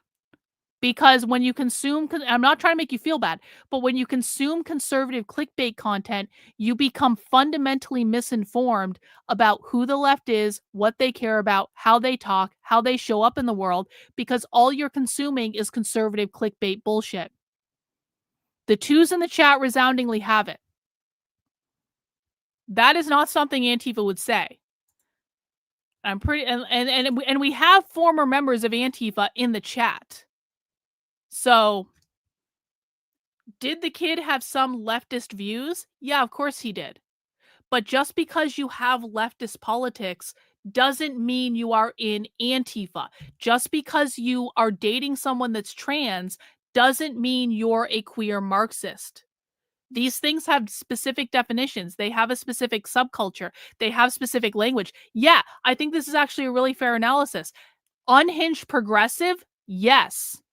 Unhinged, mentally unwell progressive that was obviously too involved in internet meme culture? Yes. I can get on board with that.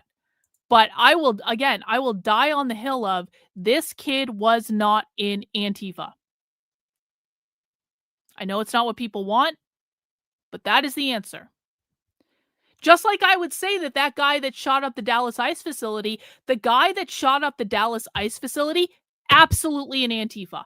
1,000%. So I'm not just being difficult here. I came out immediately and said that Dallas ICE shooter, yeah, that's Antifa. That's the bad guy. That's Antifa, 100%. But we have to follow the evidence, guys. We just have to. I'm not going to hinge into a narrative just because it's convenient. And it would have been incredibly convenient for me to say that Charlie Kirk's killer was Antifa. I cover the far left for a living, okay? It would have been incredibly convenient. I'm not just being difficult. I'm saying it because that is what the evidence showed. Back to this. Everyone focus.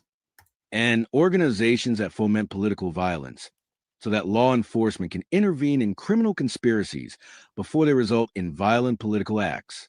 Through this comprehensive strategy, law enforcement... Oh yeah? My analysis is kind of dumb. You just got permanently banned from the channel. Bye! You don't insult me on my own channel. The United States requires a national strategy to investigate and disrupt networks, entities, and organizations that foment political violence, so that law enforcement can intervene in criminal conspiracies before they result in violent political acts. Through this comprehensive strategy, law enforcement will disband and uproot networks, entities, and organizations that promote organized violence, violent intimidation, conspiracies against rights, and other efforts to disrupt the functioning of a democratic society. Sector 2, investigating domestic terrorist organizations. A, the National Joint Terrorism Task Force and its local offices, collectively, JTTFs, shall coordinate and supervise a comprehensive national strategy to investigate, prosecute, and disrupt entities and individuals engaged in acts of political violence and intimidation designed to suppress lawful political activity or obstruct the rule of law. This strategy shall include the investigatory and prosecutorial measures set forth in this section. Okay. B, the JETF shall investigate potential federal crimes relating to acts of recruiting or radicalizing persons for the purpose of 1. political violence, terrorism, or conspiracy against rights. Or 2, the violent deprivation of any citizen's rights.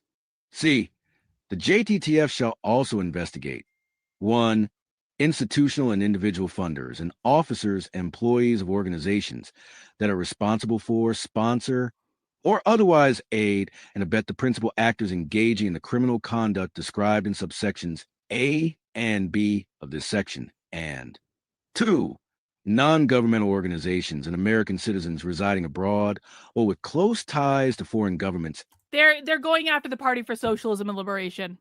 I fucking promise you, this entire thing is about the Party for Socialism and Liberation. The whole fact that they've got non-governmental organizations and American citizens advising abroad with close ties to foreign governments, but not Israel. But I promise you, Israel's not going to be included in that list. They're going after the Party for Socialism and Liberation because of the CCP funding connection. I fucking told you guys this was what it was about. There is no universe in which NGOs actually fund Antifa, and the Party for Socialism and Liberation is not Antifa. It's not, but is that so bad, Karlyn? It's not fucking Antifa. Okay, one in the chat if you actually want Trump to go after the violent revolutionaries that are starting the riot. 2 in the chat if you want Trump to go after a separate group that doesn't actually engage in violent action, but that has CCP funding. Which one do you want Trump to go after? Do you want Trump to go after the violent revolutionaries that are actually starting the riots? Or do you want Trump to take down the Party for Socialism and Liberation because they have CCP funding and they hold protests that are always nonviolent? Because the Party for Socialism and Liberation, like explicitly doesn't do violence at their events. So looks like we have one low IQ retard, because this is a low IQ retard take, and we have a chat full of people who would much prefer that Trump actually go after the violent revolutionaries. So if you guys are fine with Trump going after they are a communist group, I'm not going to be upset about it. But what this executive order is designed to do is it's designed to go after the one that's funded by the CCP, and they're trying to shill a narrative. They are trying to lie to the public to say, this is the organization that's the problem. The Party for Socialism and Liberation is not starting violence, and they're not staging riots. They're just not. And I promise you, this is also a retard answer. Do you know why this is a retard answer? Do you know why? I want them to do both. Okay. Can someone in the chat give me an example of when the Trump administration or any Republican leader has ever been able to do more than one thing at the same time? Because this is what I hear all the time from conservatives. Karlyn, we can walk and chew gum at the same time. No, you can't. No, you can't. There is not one single example of any Republican politician ever being able to do 2 different things at the same time. So what is going to happen is they're going to go after the Party for Socialism and Liberation, and they're going to try to cut off the CCP money, and that is going to hurt the Party for Socialism and Liberation. They're going to be able to have a lot less. Oh, you're so stupid. You think the CCP is the problem?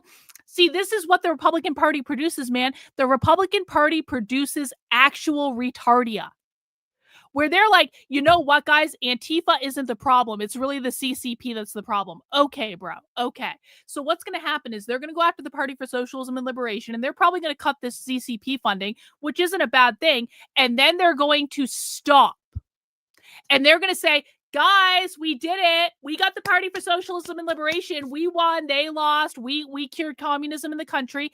And in the meantime, Antifa is going to keep doing exactly what they're doing, because Antifa is not the Party for Socialism and Liberation.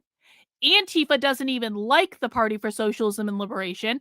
Antifa refuses to work with the Party for Socialism and Liberation. So Antifa is going to keep doing exactly what it's going to do. But the Trump administration and all their stupid fucking surrogates are going to come out and they're going to be like, guys, we won. They lost. Communism is finished in this country. It's all over. Nothing more to see here. Don't worry about it. And then they're going to stop. And then they're going to run for the midterms. And they're going to pretend like it's all over.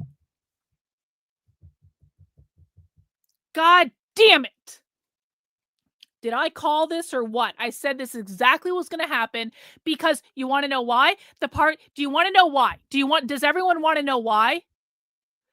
Because there's a connection with the Party for Socialism and Liberation and that guy that shot the Jews outside of the Israeli embassy. Do you want to know why this order is written around getting the Party for Socialism and Liberation? Fucking Israel. It's all because of Israel.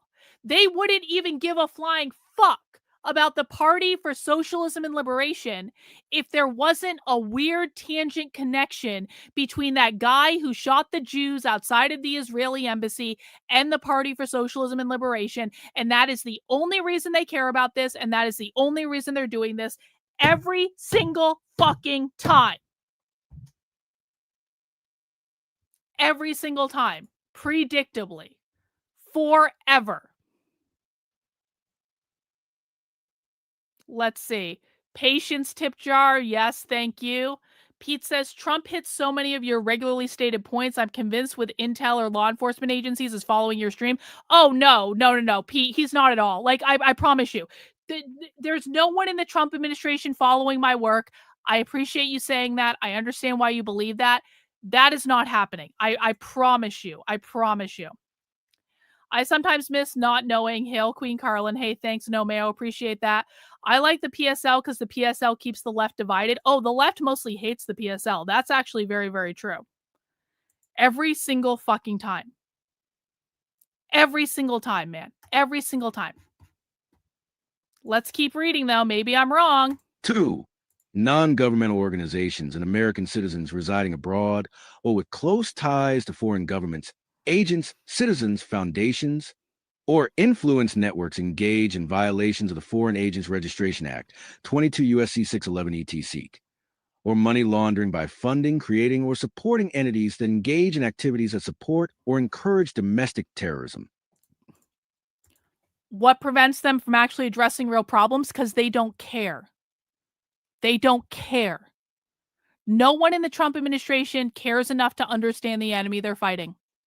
No one in the but you know what they do care about? They care about Israel. And so Israel wants the Party for Socialism and Liberation eliminated because of this tangential connection. And by the way, the guy who shot the Jews outside of the Israeli embassy, he wasn't even really in the Party for Socialism and Liberation, but that's what went viral on the internet. And so because Israel is involved, that is all they fucking care about. That's why. They do not care about stopping communism. Again, when have there been congressional hearings into communism on college campuses? When have there been congressional hearings into the political organizing activities of the union, which are all communist? The Trump administration doesn't give a flying fuck about stopping communism or the far left in America, but they do give a fuck about Israel, and Israel's pissed off at the Party for Socialism and Liberation, which is why this executive order is written the way it is. God damn it. D. The JT. I am sending Nick Fuentes a text message, and I'm telling him this, and we'll see what he does. I'm like, Nick is going to get the most unhinged text message from me. I'm going to be like, Nick, here's what you need to know about this stupid domestic terrorism, the thing that Trump did, and how it's all connected back. I am telling Nick on you. God damn it, Trump. I don't know if Nick will actually take the information into consideration, but this is absolutely all fucking connected to Israel. 100%. D. The JTTF shall consult and coordinate with executive departments and agencies as needed to determine whether such agencies can apply existing authorities or exercise their own authorities as appropriate to support the JTTF's investigations and relevant prosecutions of political violence. E. The JTTFs may, to the extent permitted by law, request operational assistance from and coordinate with law enforcement partners when investigating domestic terrorism. F. The National Joint Terrorism Task Force shall provide regular progress updates to the President through the Assistant to the President and Homeland Security Advisor.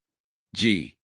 The Attorney General shall direct the Department of Justice to prosecute all federal crimes to the maximum extent permissible by law related to the investigations described in subsections A through C of this section. H.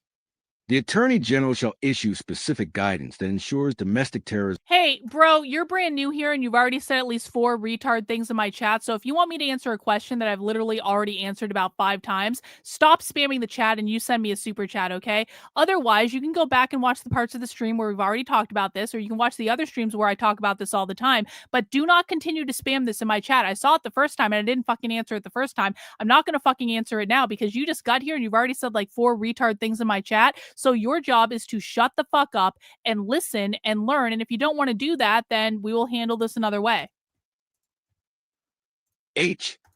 The Attorney General shall issue specific guidance that ensures domestic terrorism priorities include politically motivated terrorist acts such as organized doxing campaigns, swatting, rioting, looting, trespass, assault, destruction of property, threats of violence, and civil disorder.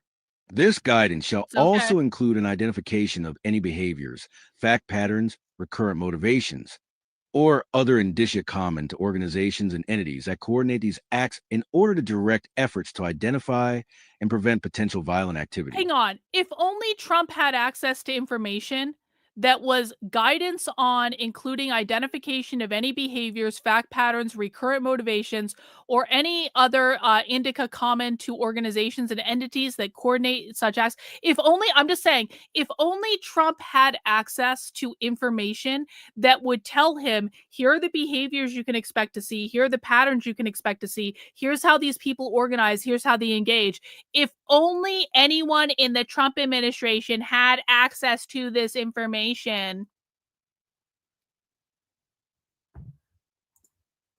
Or other indicia common to organizations and entities that coordinate these acts in order to direct efforts to identify and prevent potential violent activity. 1. The Secretary of the Treasury Secretary, in coordination with the Attorney General, shall make available all resources to the maximum extent permitted by law to identify and disrupt financial networks that fund domestic terrorism and political violence. The Secretary, acting through the Terrorism and Financial Intelligence Office of the Department of the Treasury, shall deploy investigative tools, examine financial flows, and coordinate with partner agencies to trace illicit funding streams. The Secretary shall provide guidance for financial institutions to file suspicious activity reports and investigate indicia of illicit funding streams to ensure such activity is rooted out at the source and referred for law enforcement action. This is all about the PSL. This is not about Antifa at all. Source and referred for law enforcement action as appropriate. J. The Commissioner of the Internal Revenue Service Commissioner shall take action to ensure that no tax-exempt entities are directly or indirectly financing political violence or domestic terrorism. In addition, where applicable, the Commissioner shall ensure that the Internal Revenue Service refers such organizations and the employees and officers of such organizations to the Department of Justice for investigation and possible prosecution. K. All federal law enforcement agencies with investigative authority shall question and interrogate within all lawful authorities individuals engaged in political violence or lawlessness regarding the entity or individual organizing such actions and any related financial sponsorship of those actions prior to adjudication or initiation of a plea agreement. Investigation should prioritize crimes such as the following: assaulting federal. They're trying to go after the entities that are funding them, which in Antifa, they are self-funded. For the PSL is the CCP. Investigation should prioritize crimes such as the following: assaulting federal officers or employees, or otherwise engaging in conduct prescribed by 18 U.S.C. 111, conspiracy against rights under 18 U.S.C. 241, conspiracy to commit offense under 18 U.S.C. 371, solicitation to commit a crime of violence under 18 U.S.C. 373, money laundering under 18 U.S.C. 1956, funding of terrorist acts or otherwise facilitating terrorism under 18 U.S.C. 2339, 2339A, 2339B, 2339C, and 2339D, arson offenses under 18 U.S.C. 844, violations of the Racketeer Influenced and Corrupt Organizations Act, 18 U.S.C. 1961 E.T. Seek, and major fraud against the United States under 18 U.S.C. 1031. Yeah. L. All federal law enforcement agencies with investigative authority shall adopt strategies similar to those used to address violent crime and organized crime, to disrupt and dismantle entire networks of criminal activity. Sector 3, Department of Justice designation. In the Oh, yeah, Edward? Oh, yeah? How are you going to make it illegal for someone to hand over a $10 bill or a $100 bill or cash? How are you going to make that illegal? Edward, we just spent 2 hours reading a document where Antifa was talking about how to protect their identity when they're doing illegal shit in protests. Do you really think that saying it's going to be illegal to donate to Antifa, which all comes in small donations via cash, do you really think that that's going to solve the problem?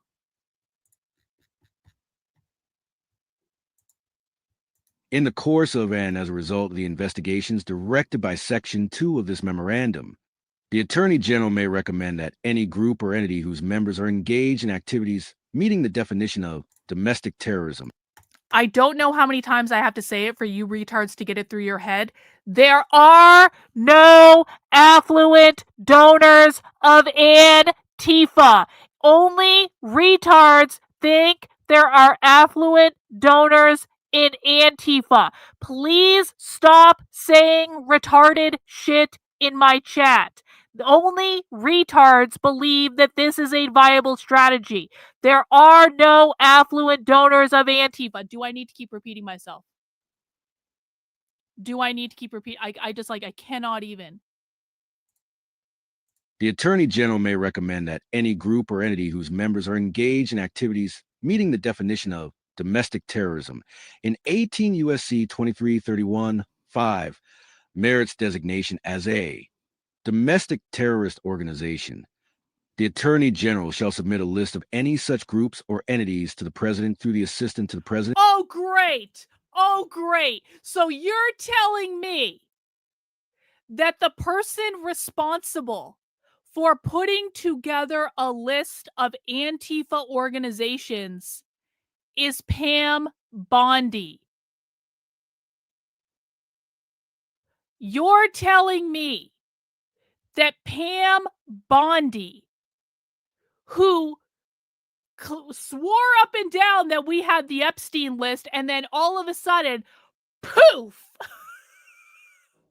and then said, no, there was never any Epstein list at all. You're telling me the person responsible for providing a list of Antifa organizations to be designated as terrorist organizations is Pam fucking Bondi?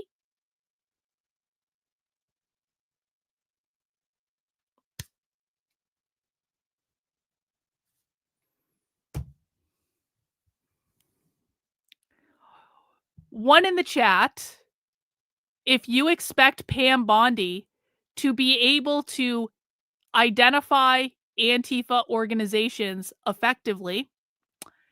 2 in the chat, if you think this is a boneheaded and stupid idea.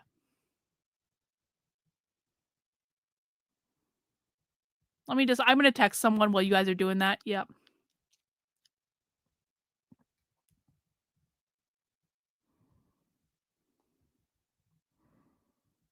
God damn it. I hate everything. I hate everything and everyone. This is such garbage. None of this is going to amount to anything. Everything sucks. They always screw this up. Bottom-up problems require bottom-up solutions. Well, maybe. Yeah, everyone knows there is no universe in which Pam Bondi is going to be able to effectively provide a list of Antifa organizations. That's one of the stupidest things I have ever heard in my life. We are totally cooked. We are fucked. It's over. Antifa wins. We lose. They had to screw this part up, didn't they? Pam fucking Bondi? God damn it. Domestic terrorist organization. The Attorney General shall submit a list of any such groups or entities to the President through the Assistant to the President and Homeland Security Advisor. Sector 4. Domestic terrorism as a national priority area. The Attorney General and the Secretary of Homeland Security shall designate domestic terrorism a national priority area and develop appropriate grant programs to allocate funding for law enforcement, partners to detect prevent, and protect against threats arising from this area. Sector 5. General provisions. A. Nothing in this memorandum shall be construed to impair or otherwise affect 1. The authority granted by law to an executive department or agency, or the head thereof, or 2. The functions of the director of the Office of Management and Budget relating to budgetary, administrative, or legislative proposals. B. This memorandum shall be implemented consistent with applicable law and subject to the availability of appropriations. C.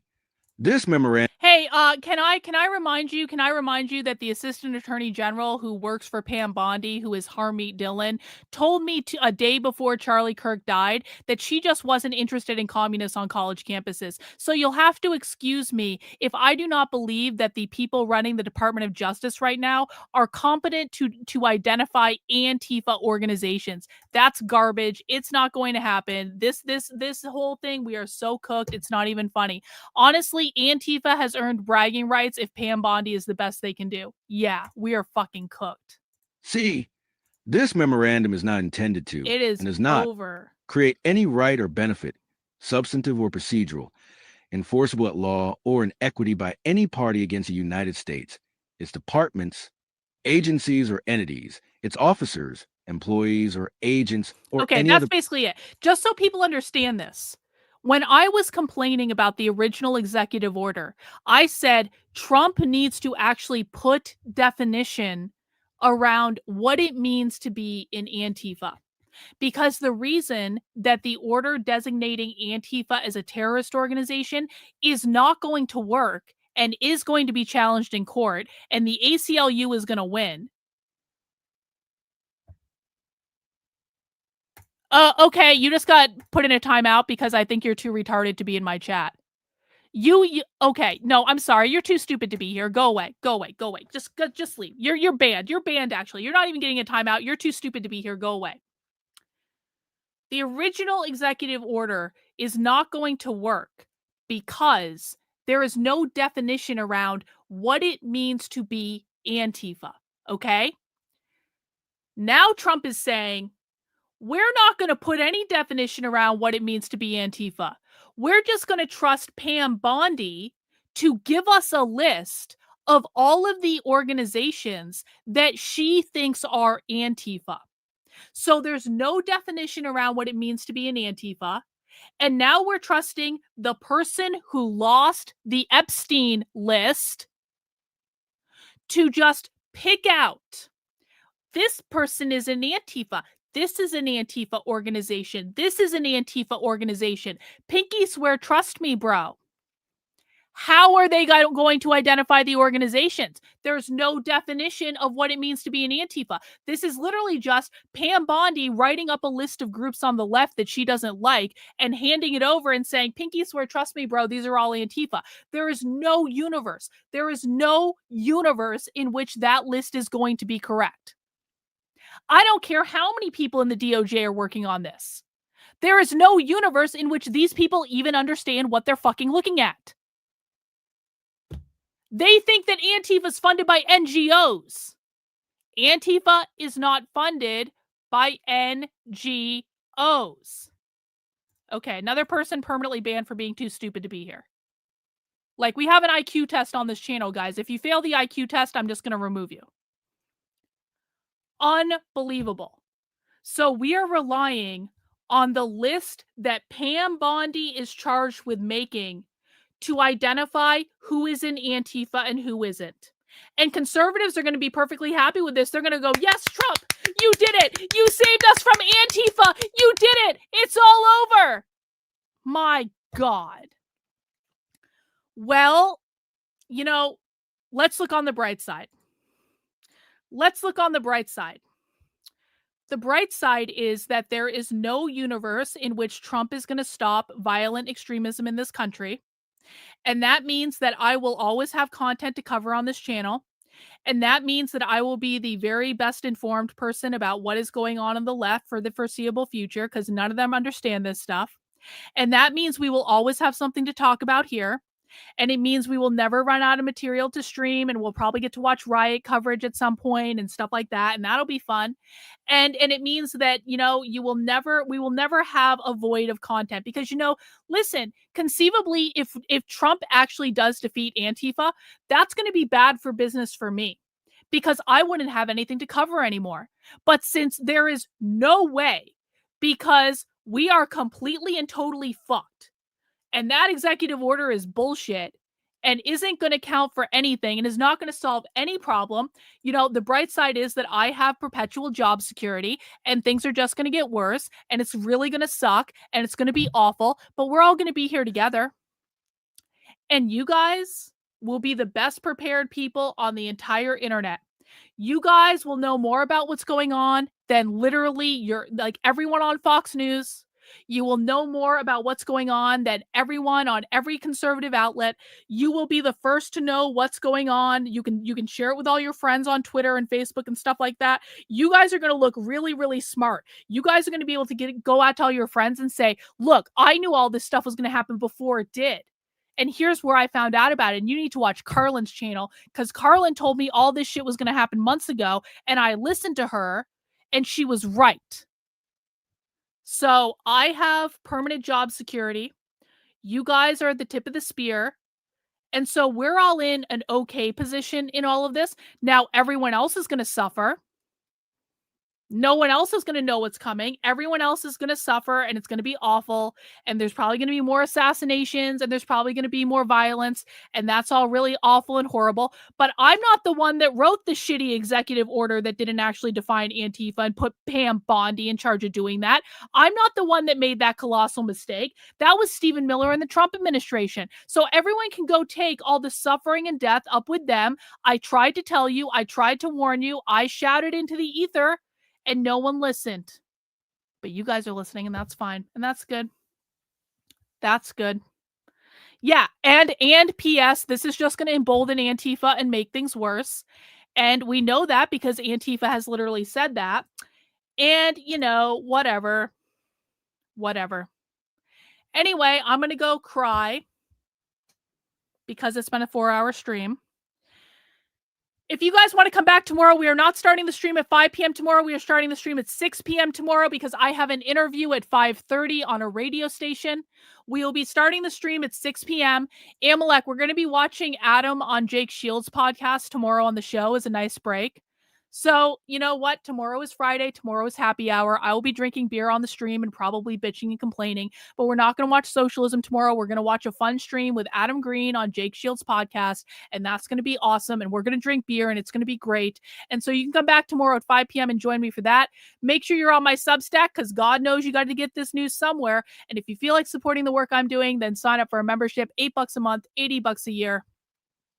Whatever. All right, guys. That's all I have. I'll see you tomorrow. Bye.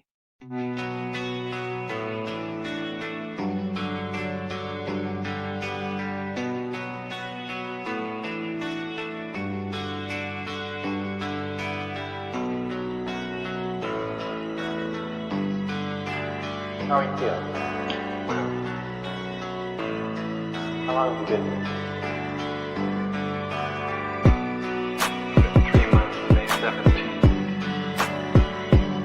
And what brought you? That's difficult to answer.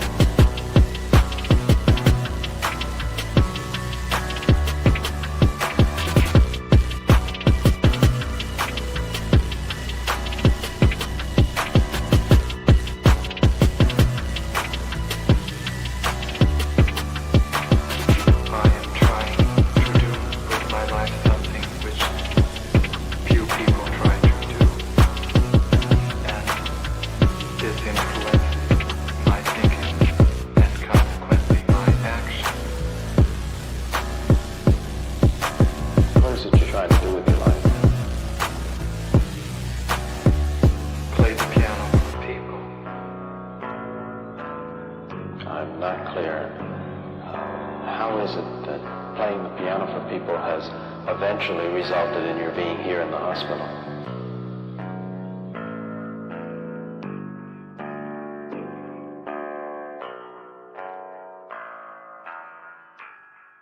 That's difficult to answer.